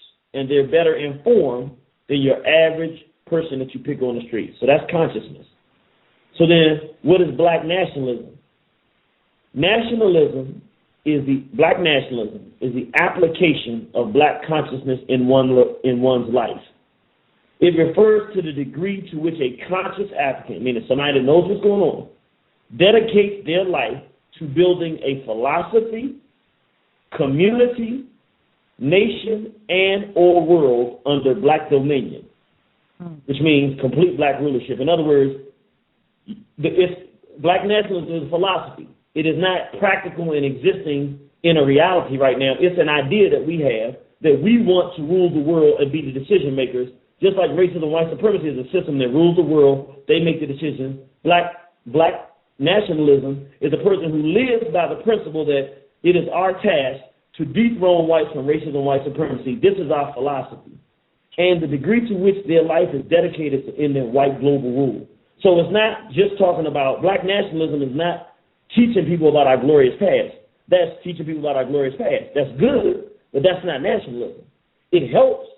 You can be a nationalist and do that, but that in and of itself is not nationalism. Nationalism is an active process of creating a philosophy and practicing a philosophy that says black people are good when we are at our best.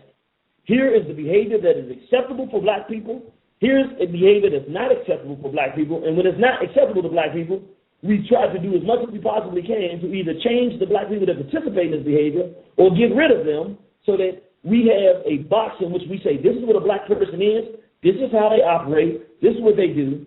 And the black person's job and goal under black nationalism is to destroy whites, destroy their rule. To me, where the whites rule the world now, tomorrow they don't rule. If you're actively pursuing the end of white rule, and not just the end of white rule, but it is your position that we are the individuals, black people, however you define that, and as we define it, you have a black mother and father, that people who have black mother and father are the proper people to take the rulership of this planet, and it is our job and our destiny to work to end white supremacy, to end white rule permanently, forever, and to replace it with a system of black dominion where we make the decisions on planet Earth. An African nationalist must be an actively loyal member of the black race. So there is a formula for black nationalism. One, and this is, as we're saying this, there's part of it is correct. When they say, what is it? It's not in practice. It is not necessarily in practice because we have not institutionalized it. That's why we say it's a philosophy. But it is real things come out of philosophy, what people think. After you think it, then you work to put it in place, and then it becomes real. And so the formula for black nationalism is, one, we define ourselves as black people as being decent people, meaning we're not liars, we're not cheats, we're not deceivers, we don't try to abuse other people, we don't try to steal from one another, we're not a low-grade, bottom-feeding type race like the white race. Their behavior, we identify with the homosexuality, the stealing, the murder, the lying, the cheating, the destruction. Our behavior is decent. Not perfect. We all make mistakes or just bad decisions or just have done wrong things. Some of us continue to do wrong things. But we're decent people at our core, and that's how we define ourselves.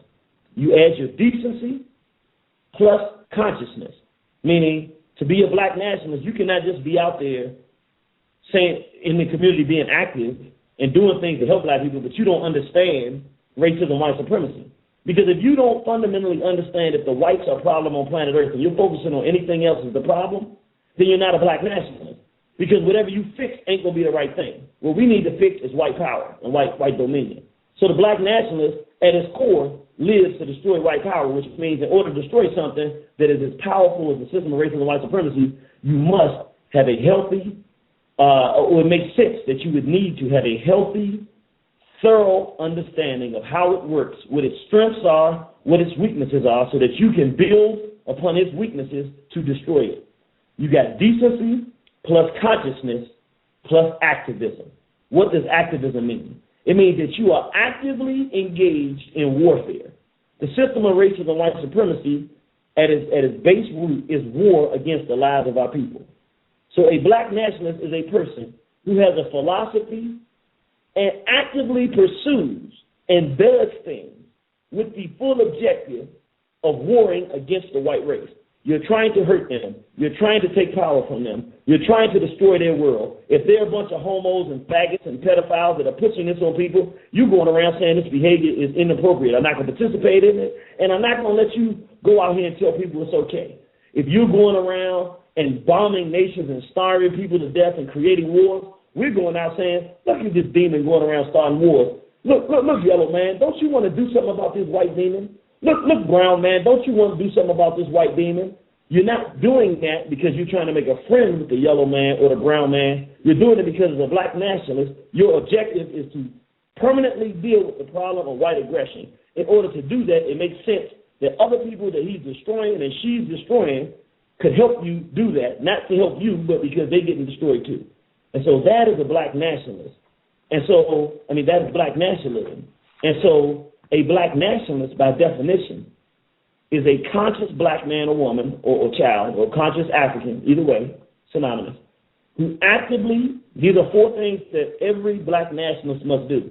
So if you're thinking you're a black nationalist, I want you to listen very carefully, because if you're not doing these things, you're not a nationalist. You can work towards them, but you don't just read one book and you're a nationalist. You don't just help somebody, feed somebody, the homeless in the community, you're a nationalist. What is a black nationalist? It's a conscious African. That means you understand racism and white supremacy better than your average person, who actively, 1, works for the dominion of black people worldwide, meaning wherever, if you're in a job situation and you can help put a black person in charge, and you think that black person is going to help other black people, if you're in a school and you can hire, and you're trying to hire as many black people as you can so that you can get more black people in there. If you're in a sport and you're on a team and the quarterback is black, you're trying to catch as many of the passes and run them in as you can because you want the quarterback to do it. In other words, whatever element of power you have, no matter what it is, if you're a black nationalist, you're looking for black people to be on top. Secondly, you actively work to destroy white power, white dominion, white supremacy. Means you're not just talking about what white supremacy is. That means you're conscious when you're talking about it and you're familiar with it. If you cannot, or someone cannot say deliberate things that you have done or that you are doing perpetually, whether it's teaching other people about what the system is with the hopes that we'll come to solutions, whether it's us having dialogues like we're having right now, where you bring in some of the greatest minds and some of the greatest activists in our community from all around the country, and ultimately this is going to be an international show all around the world to come to agreements on things that lead to things that we're going to do. We're talking now, but even for us to have this dialogue, we had to find a means and bring a multitude of people with different abilities together to bring a consistent message to our people. That is active work, because this didn't happen by itself. Nobody white called us up and told us to do this, and they would not want us doing this. So that is actively seeking, and all we're talking about this discussion, why we want to know what black is, ultimately because we want to be able to clearly definitively know what white is so that we don't hurt our own people on the way to dealing with white supremacy. Number 3, actively strives to be a decent African who consistently participates in progressive behavior and actively fights against unprogressive European vices and misbehavior within themselves and exhibited by other Africans. So if I got a problem objectifying women and all I do is look at them as sexual objects, and I've done this in my life, so I can honestly speak to this like from a personal perspective, and I realize, wow, this is behavior that has been taught to me as an African by the white race. I have to work to stop doing that. Right. I have to say, if I got a problem lying, and I lie all the time, I realize that is not decent behavior. That's not how we were as African people. I'm not going to be a liar. If I don't keep my word, a lot of brothers don't keep their word. They tell you you're going to do something, and they never do it. You got to say, what kind of community can you have with people you can't rely on? A real black nationalist wants to be, they're not going to be a perfect person, but because they want to destroy white supremacy, they want to make this movement and this philosophy attractive to other black people. So they do things within reason that they think will better themselves so that they are a proper representative of this idea and this movement and this construct whose purpose is the end of white rule and the resurrection of black people to a status of world rulers. So you want to make people believe that a world ruler does not do certain things. You don't curse every other word if you're a world ruler, if you intend to rule the world. If you intend to be a warrior and fight with others, you're not going to let yourself get fat. You're not going to let yourself be sloppy. You're going to do everything that you can. It doesn't mean that you're bad if you're not perfect, but it just means that you're striving to be the best that you can. You're trying to pull away from unproductive behavior, and you try to participate in positive behavior. And the fourth thing, recognizes that whites are the bitter, implacable, unalterable enemies of the black race and lives accordingly. In other words, you can do all these other things great and then have a party or a conference and invite a cracker speaker. You're not a black nationalist. You got a Kwanzaa and you got some peckerwood in your house celebrating Kwanzaa. I don't care what you're doing for the community. I don't care how many red, black, green flags you got waving off. You are not a black nationalist. You are a confused integrationist, and you cannot be an integrationist Negro and a black nationalist at the same time. I tell people all the time, only cracker coming to my house is doing business. Are you fixing my gas? Fix the gas, cracker, because I don't want to be cold. I ain't going to sit here and lie to you. I'm not one of these people that like being poor, broke, and hurting and suffering. That ain't my favorite thing to do. So if they send out a cracker to fix it, and cracker go home. Ain't no cracker getting invited in my home. And I'm saying we should all be like that. Like, if we got to be around the crackers for jobs, for, anything else, then it's a necessity. Outside of that, in our social order, our objective should be to work with our people. I think that of the people on the phone, a very good example of what I'm talking about is Brother Gus. I think he's the only one that really has the maturity, or not the maturity, the history and the temperament to actually interview these peckerwoods. But they're very good interviews. He's not interviewing them because he likes crackers. I don't know. I can't speak to you, Gus. Maybe you do love crackers. I don't know. I don't know. But I'm saying when I listen to the show, it sounds to me like he's letting me see how my enemy operates. I need someone to do that.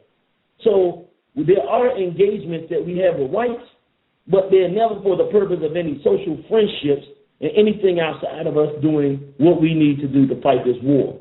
With that said, I don't want to dominate the forum, but I do want to say one last thing because I think it's very relevant. Matter of fact, it's a large reason why we're having this conversation. It's not just about what is black nationalism.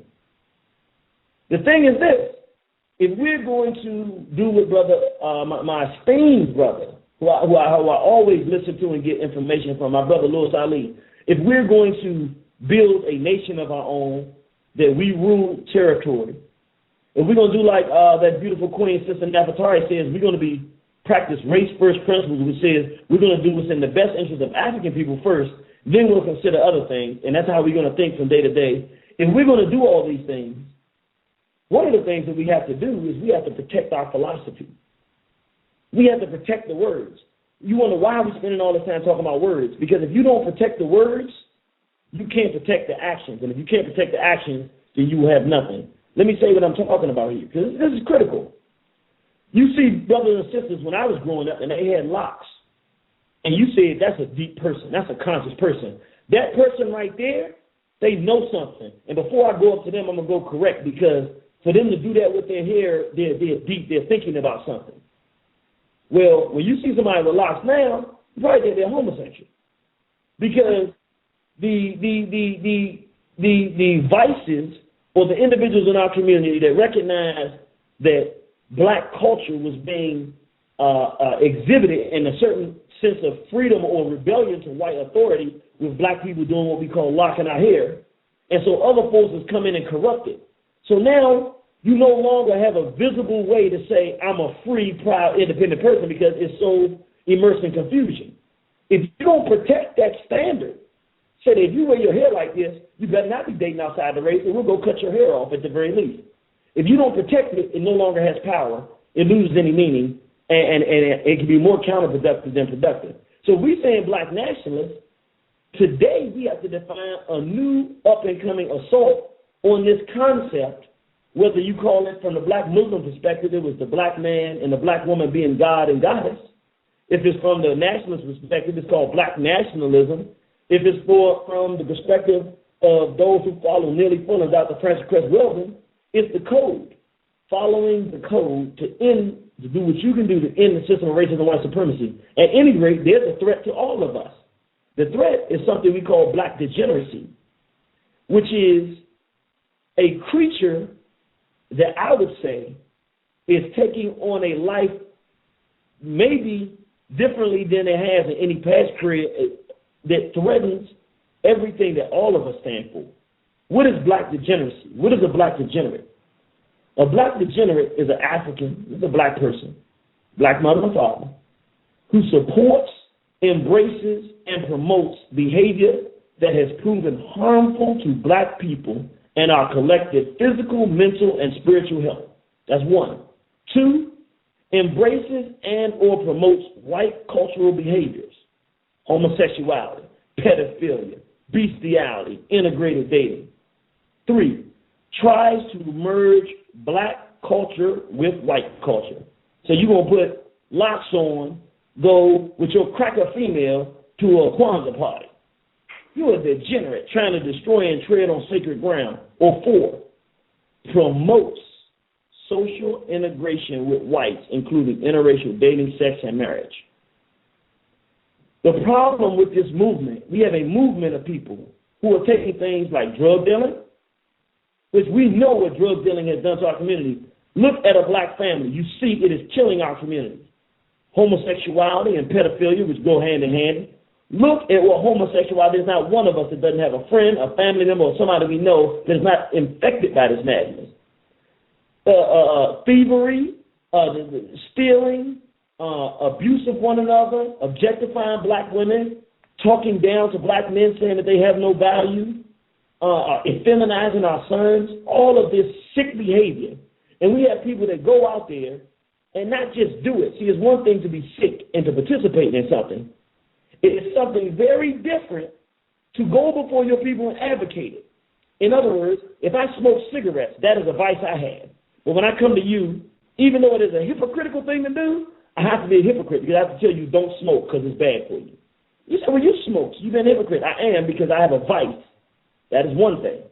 It is very different for me to say, I smoke cigarettes and I got this vice. Hell, I'm going to give you the same vice. It's cool to smoke cigarettes because now I'm doing something evil. I know that this is not helping. But because I got to live with it, now I'm going to try to make you live with it. And I'm doing it in purpose, and I'm promoting it. So now I become aligned with the individuals who put the cigarettes in our community in the first place. I have now taken their job over, and I'm doing their work. That's right.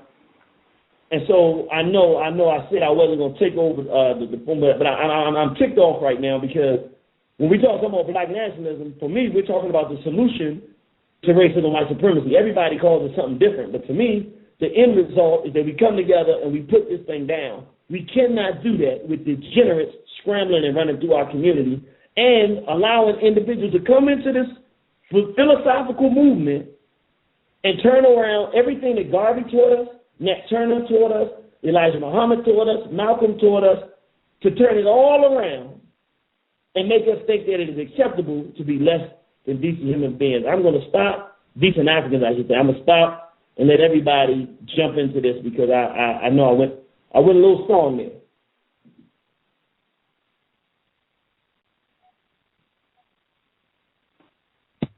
All right. Where do you want us to jump in at? As far as what? I was engrossed in listening to you to what you had to say. I don't know. I gotta put it back on Gus because I lost it. I don't know where we are now. I just got ticked off for a second, so y'all gonna have to. That's all right. That's all right. Have to pick the ball up if we gonna score. That's all right. I guess if you want to comment on something he said, does anybody just want to comment on something he said, or because I know it kind of split off into the black degeneracy, and he also gave his definition for black nationalism. If you all want to go the black degeneracy angle, that's fine. Or if we have anything else we want to say about black nationalism, I'll ask that first. Does anyone have anything else they want to say about black nationalism, either in reference to what he said or something that coincides with that? Yeah, this is Nefertari. I just wanted to jump in here because I know that this week I was added to a tag on the clip on Facebook in which a little white cracker is devil was giving her definition of the N-word versus black people. And it sparked off a whole conversation among so-called black people. And you have black people who don't want to give up this N-word, but we still want to claim black power. We still want to claim nationalism. And so, I heard Irritated say, you can't be a nationalist if you do this or do that, and that's one of the things I know that I think you mentioned that as well. But you can't call yourself a nationalist and use the N-word at the same time. If you don't understand, that's just a fundamental. There's a fundamental flaw. There's a fundamental flaw if you can't understand how that hurts us as black people. You can't understand how that destroys us as Africans. And you have people, we argue about this. I mean, I don't mind, sitting down and try to formulate, what do we consider black, you know what I mean? Because we can talk, that's a positive thing. When we're sitting here debating, I appreciate the fact we're not sitting here debating. I hope we're not going to debate the use of the N-word. I'm sick and tired of black people going back and forth on this. We need to bury that word. It does not need to be used in our communities. It does not need to be. That was the last word so many of our ancestors heard before they were hung from them damn trees. That was the last word before some of them were burned alive. The last word they heard. If for us to run around here and repeat that word in the same breath, as the names of some of our great ancestors, is blasphemous to them. It's blasphemous to our ancestors, to our spirituality. This thing for me, black family, is extremely sacred. Like people hear me say this again and again and again on our radio show, but this information saved my life. It's sacred to me. I hold it sacred. I'm going to die fighting for African liberation. So I can't breathe anymore. You understand what I'm saying? It's that important to me. So I will go. I don't have time for Negropeans, as our good King, Brother King Samir came with that term, Negropeans who are out here debating whether or not we should use the N-word and we got to keep it real. That's how they talk in the hood. It's nonsense. It's nonsense. We don't want to have any discipline as black people. Mm-hmm. Discipline is hard. You understand what I'm saying? Discipline requires a certain amount of commitment. And what's being forged right now is an opportunity for black people to pump their fists in the air and claim black power without having to do one damn thing to exhibit discipline. No, you don't have to. Sorry. Somebody got disconnected. I'm sorry. No. Okay. You got it? I think you... Yes, you're good. Go right ahead. Okay. We just don't want to do anything to clean up our behavior, because cleaning up our behavior requires discipline in anything, whether it's just dropping the N-word is a very symbolic, because if you can do that, I used to use it. But when I stopped using it and took a step back and really I'm going to commit myself to not using this word, it blew my mind how it's like it's pushed on us to use the word. Many of us use the N-word more than we say cracker. Scared to death cracker. You whisper that word. You hide in your house, up under your bed, lock your doors, close your windows, pull your blind to say cracker, or even the word white. Must be out your mind. I lost my show. Almost very close lost my show on a station that shall remain nameless. Almost lost my show because I said cracker. I was saying cracker one day. Mm-hmm. I turned to the station on another day, listened to somebody else's program on the same station on prime time, and they was playing a song when they was using the N-word. Oh yeah. And I'm like, it's a black station. Did King Samir tell you why? Did he explain to y'all why he quit using this word? And Irritated Genie. Yes, ma'am. Okay, would you like to tell that story? Would you like me to tell it, or would you like to wait till next month for him to tell it? No, you go ahead. I like your energy. I like when my sister start giving it up. Go ahead and give it up. All right. Well, Sister Nefertari, sorry to interject right here. The reason why King Samir, he said, hey, I can't use this word anymore, and he was the biggest proponent of that word, because he said if you act like one, I'm going to call you one. That's usually the stance a lot of people take with this word. Well, anyway, it's something going on. I'm not going to get too much in this personal business, but it's something going on where it's involving a whole bunch of Jews, a whole bunch of small hats, a whole bunch of kites. And they was like, well, yeah, we don't mind you calling yourself a filled in. Yeah, that's no problem. And he said at that moment, he's like, sis, I had an epiphany. He was like, of course you wouldn't mind me using that word. Of course you wouldn't mind me committing menticide against my people and killing my people, killing their spirit with that word. He was like, at that point in time, he's like, "Sister, I had to change my name. I'm not going to be part of the problem. I'm going to be part of the solution." And he's like, and I'm not going to say that word anymore. I get a text from one of our comrades and our brothers, Brother Jamalo. Praise Harriet Tubman. King Samir said he is never going to use the N-word again. I was like, in the spirit of Nat Turner. Amen. I mean, seriously. So that's what it took. It took for a kite to tell King Samir, no, we don't mind you using that word. And, I'm sure King Samir doesn't mind, but I pulled him to the side on a couple of occasions and expressed to him my concern about him using the word. And I respectfully asked him to stop using the word, and I think that constantly hearing us say, but then having to go up against that cracker and that cracker telling you it's kind of like, when we try to tell black people things and they don't want to hear it, then the cracker come out and say it and they believe it. Right. It's sad, but that is the job that racism, white supremacy has done on us. We don't understand the seriousness sometimes of things until that cracker exposes it.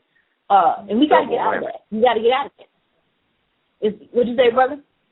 Oh, I have my sound. I have my soundboard. What did he say?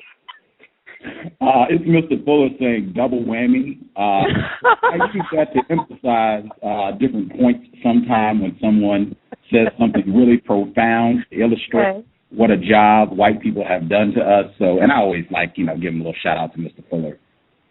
Yes, he's the one who got the whole, ISIS paper started, until you understand racism, white supremacy, everything you think you understand will only confuse you. And I wasn't introduced to that till I went to a positive comedic function.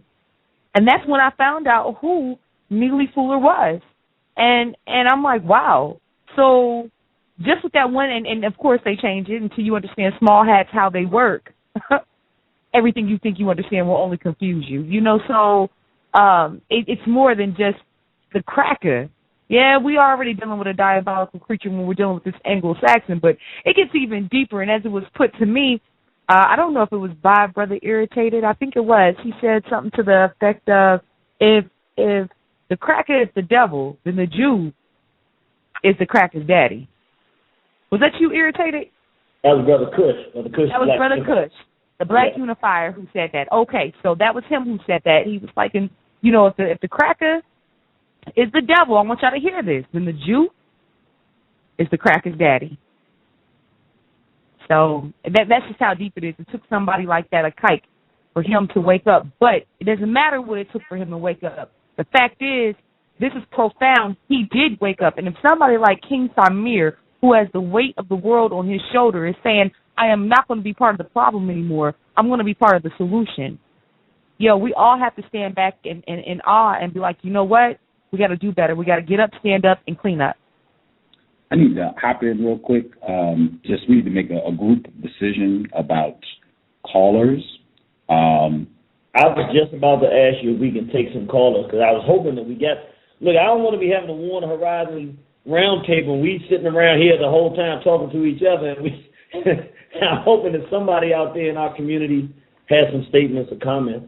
Okay, I can tell you a lot of people have called in. Now, unless the group says you want to hear from all these people, I'm not taking all of these calls because it's a lot of people. I don't know what your switchboard looks like, Sister Fasanmi, but I'm looking at.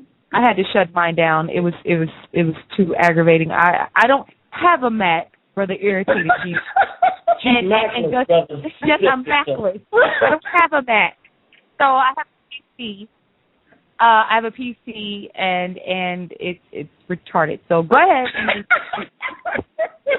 It's on you, Gus. Gus, you run the show. However many you want to take, whoever you want to take, it's your show. Okay, it's our show. It's our show. Yes, sir.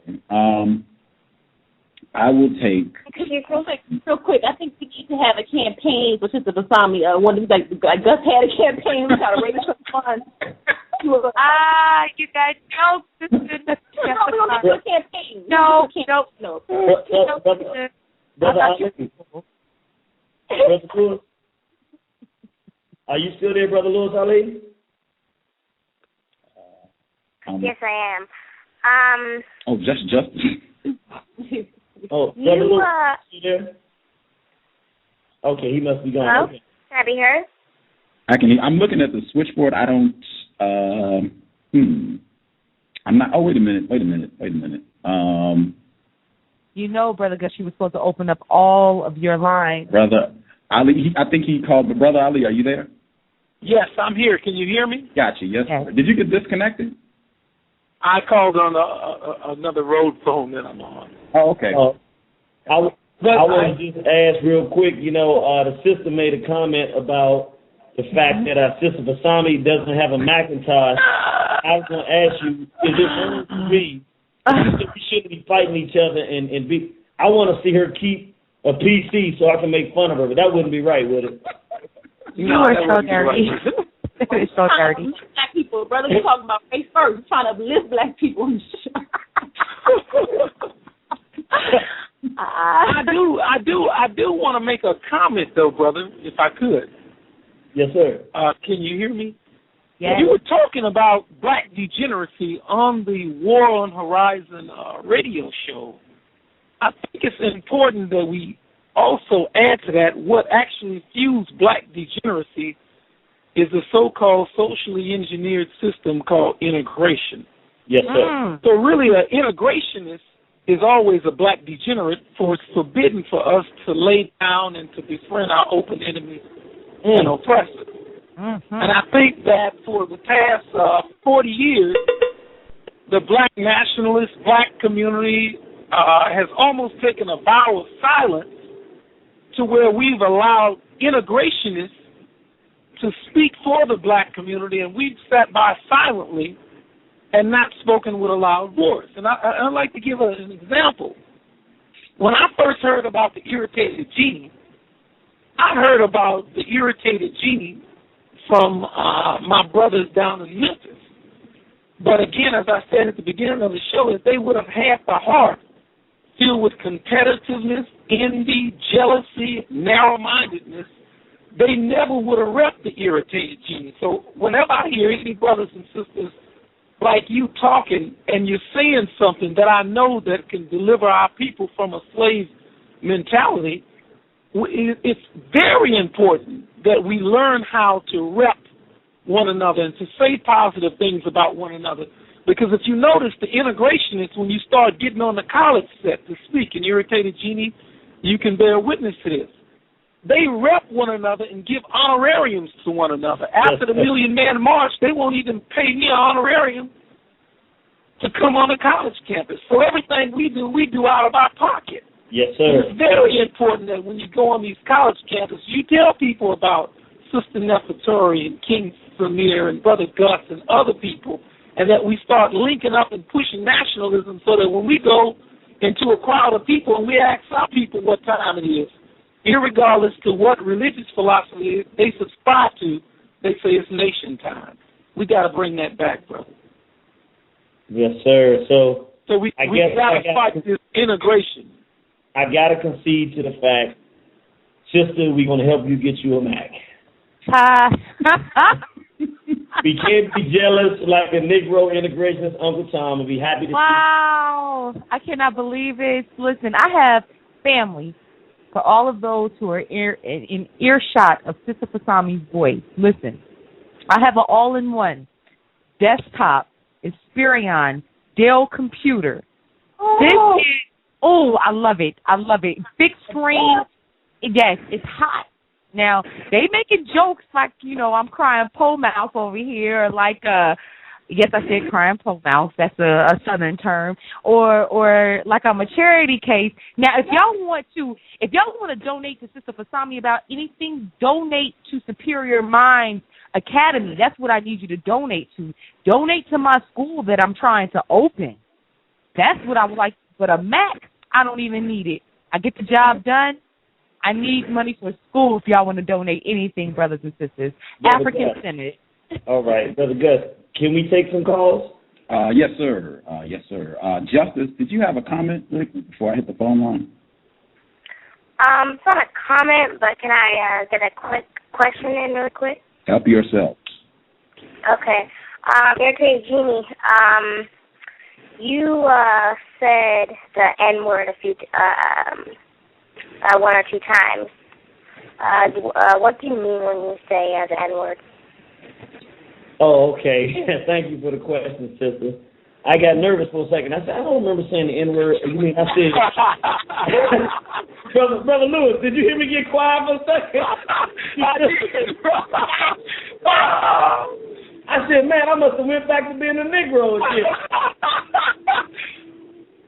But when we say the N-word, in an effort not to use the term nigger, which is a term that was created by small hats, whites who call themselves Jews, to make black people believe that we did not have value and to make other people believe that black people had no value, in an effort to not use it and to show people that we don't use it. When instead of saying nigger, we say N-word, because that word begins with an N, and when you say N-word each time instead of saying the actual word, it's a subliminal indication that there's something wrong with saying the word so that you replace it with something else. So that's what we mean when we say N-word. We're talking about the term nigger, which is an insult that white so-called Jews, small hats, created to make black people think that we have no value. Sister Fasanmi, did you want to let everybody know really quick? Oh, sure. I just want to say asante sana to everybody. I got to run. I have something else scheduled. I thought this was going to be a 2-hour show, but I see it's going into overtime. Peace, family. Love you, and it's been great, and it's been real sitting on this panel with these minds. Thank you so much for this opportunity. Good luck on your show, sis. Thanks, babe. Peace and blessings to you too, brother. Be well. Be well. All right. Bye, Sister Nefertari. All right. Peace. Peace. Bye. Bye, Sister Justice. Justice, did you get your question answered? Are you straight? Yeah. Beautiful. I just wanted to make a quick comment, and then I'm gonna hit the phone lines for the folks who called in. And I wanted to announce, I guess, if you're listening at Blog Talk Radio, you can go to War on the Horizon because the live stream stopped. So just go to War on the Horizon.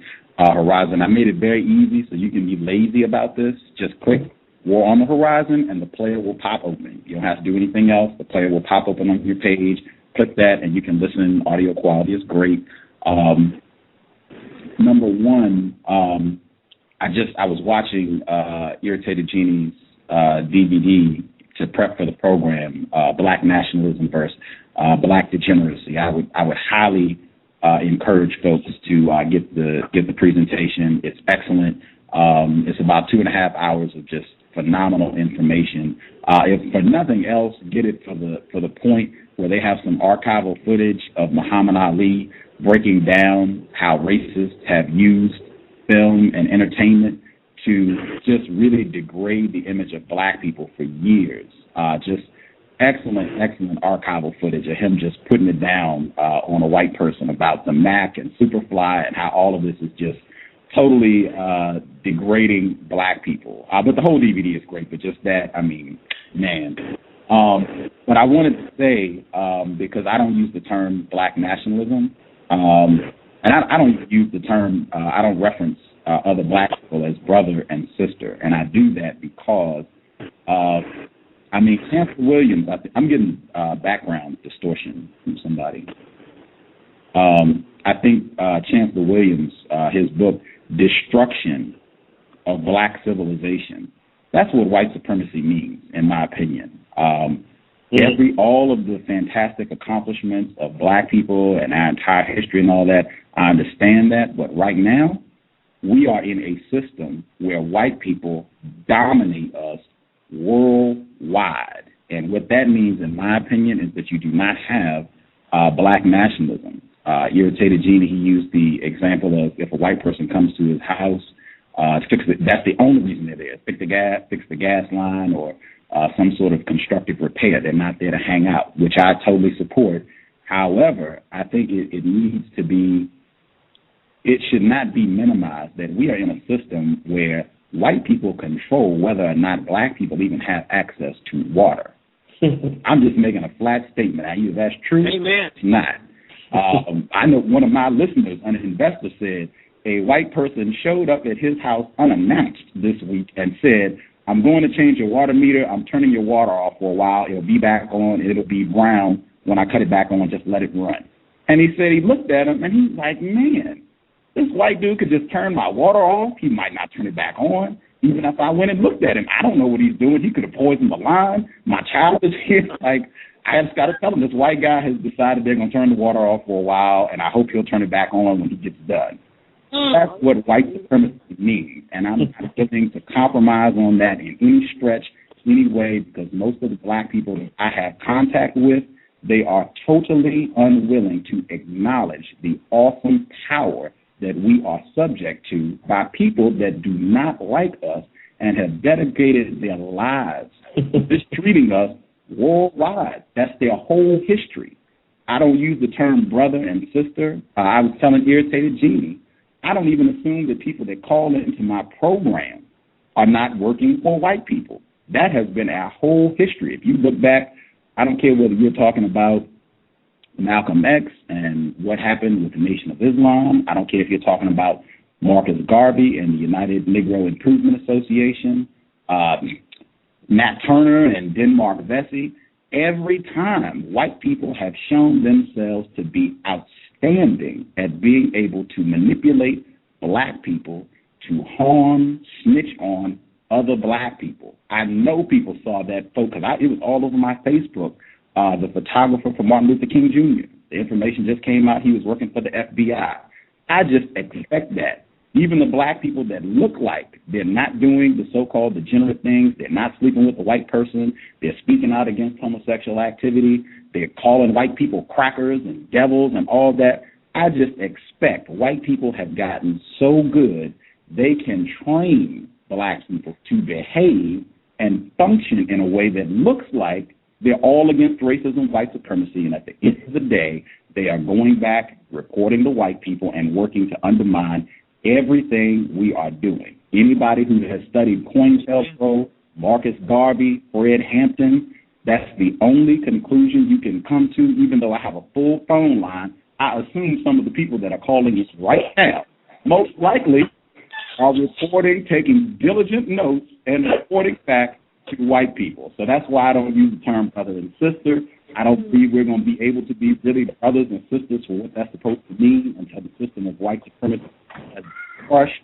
I use the term black nationalism, but I don't think that can really exist the appropriate way that it's supposed to until white supremacy has been crushed. And I know that tends to sound really bad, and at the end of the day, I don't really care. I hope it sounds bad because we're in a terrible situation. So I hope it sounds bad, but I think it's true. If I've said anything that's incorrect, please set me straight. If what I said is accurate, then I'll hush and we can go to the phone line.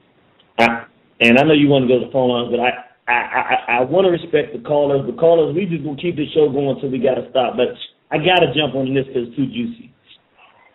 I want to say this to people. Two things I want people to really appreciate about this program that you're getting. And we're going to do this the last Saturday of every month. And we'll announce what topic it'll be. It'll be a different topic of interest to our people each month. But one, I want to say why this is a revolutionary show. How many times do you see a group of black people sitting around talking, and the discussion is about racism, white supremacy, and it's mature enough yet decent enough that we can have an 11-year-old in the conversation and allow her a fair opportunity to contribute and make contributions. You said fair. Oh, my God. Reasonable. I'm sorry. They catch me every time. A reasonable opportunity to give her opinion anytime she wants. That is something that we should all be happy to give ourselves credit for. You do not see us involving our youth like that. And the second thing I want to say, one reason I really appreciate, and that's why we have Brother Gus running these things, running these parts, because I want people to understand something. You can never move forward without the truth. See, someone has to come from the perspective of putting things in the parameter of where they're true, and then someone else takes the truth and does something with it. So in this case, what I'm saying is it true that a functional thing called black nationalism does not exist today? Yes, that is true. But the philosophy is, once you state that and make it clear, I have two options. I either get depressed or I say, I'm going to make it exist. when you started the program, we started with the word black. It took us an hour, and we didn't come to a consensus. So you said black is what white folks say we are. So then I have to say that is correct. It was proven with an hour of dialogue between very intelligent people. Hence, now it is our objective to create our own definition and make it functional. So when I'm saying that, I'm saying black nationalism may not exist, but this is the reason that I think that we can do this. And I promise after this we're going to go to the phone. But there was a time that documented that black people were on top of the planet. This is documented proof. It's a fact. And whites were on the bottom. They had nothing. It stands to reason, and I don't think anybody would disagree with me, that before they actually successfully implemented the system of racism and white supremacy, in the mind of some cracker somewhere, they said, we're going to rule over those people one day. My argument is the birth of white supremacy began then because it was an idea that someone was committed to. And now we see the fruition of someone's idea. Well, if they can do that, and we are now on the bottom and they're on the top, then there's no reason for me to believe that I cannot say that white supremacy is there. We're going to end this system, and we're going to rule one day. And then the birth of black nationalism and black dominion begins because the idea is out there, and there are people actively working to pursue resolution for white authority to reinstate black authority on this planet. That's the only way we can think if we're going to keep fighting.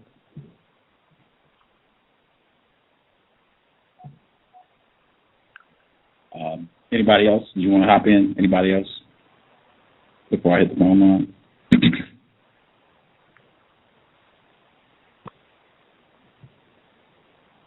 Everybody's good? You can go to the phone lines? Everybody's good? Yes, sir. Sir. You still with us, Brother Lewis? Check. Brother, I'm here. Oh, okay. Okay. I'm going to hit the phone lines.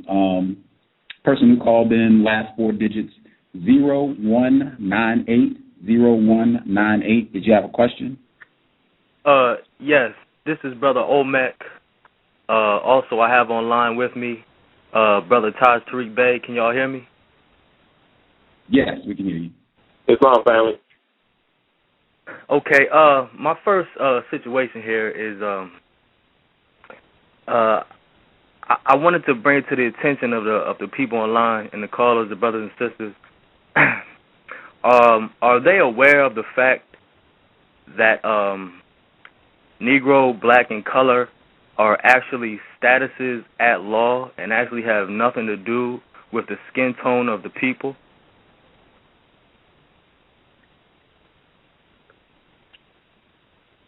I'm familiar with the argument, and I respect the fact that some people want to use it, but from my perspective, from the perspective of One Horizon, we would rather spend our time somewhere else than debating those type of things. We have considered it and made it a decision that we're going to classify ourselves as black and African to make them synonymous, and that is our position on it. Okay, well, I raised the point because I recently read a Wall Street Journal article that stated in South Africa that they had reclassified the Chinese as black, and I want to use that article as a point to substantiate the fact that Negroes, blacks, and colors are actually property. Hang on a second. I got a mute button. I need to ask a question because this is important. Who is the they that made that decision? Did the article say that? Well, yes. Actually, it was a decision made that the South African government made. They reclassified the Chinese as blacks. If you can pull it up, it's a Wall Street Journal article. It says Chinese is the new black in South Africa. So actually, what this article proves, in fact and in reality, and actually in law, that Negro, black, and color are actually statuses at law. They actually have. The terms actually denote property. They do not necessarily note a skin tone or a people. Actually, our ancestors never referred to themselves as black. Our ancestors spoke in their own tongue, in their own language, and referred to themselves by their own words. They see the process in which our people became black was a process of denationalization and into the caste system. White and black is actually a caste system that has been overlaid and been put over the indigenous people of this land, who are calling themselves black. They're actually the indigenous people of this land who have been denationalized into that status of Negro, black, and colored. I don't know if Brother Tashreeq Bey would like to add anything to that. Yes. First of all, if we're going to raise our children, we have to kind of, and I appreciate where the brother referred to the white supremacy doctrine. And what the white supremacy doctrine comes from is the Whiggamore Party under Horace Greeley, when they took on the status of white, which means sovereign of the land, which actually is a legal term for God, which means sovereign. Before 1854, Europeans and colonial Romans were not referred to as white people until 1854 to 1863 in Philadelphia, and in Chicago, Illinois, so the Knights of Columbus and Ku Klux Klan Act. And the word black is a Middle German word. It's actually Middle English. And in its original etymological form actually means pale, coming from the Paleo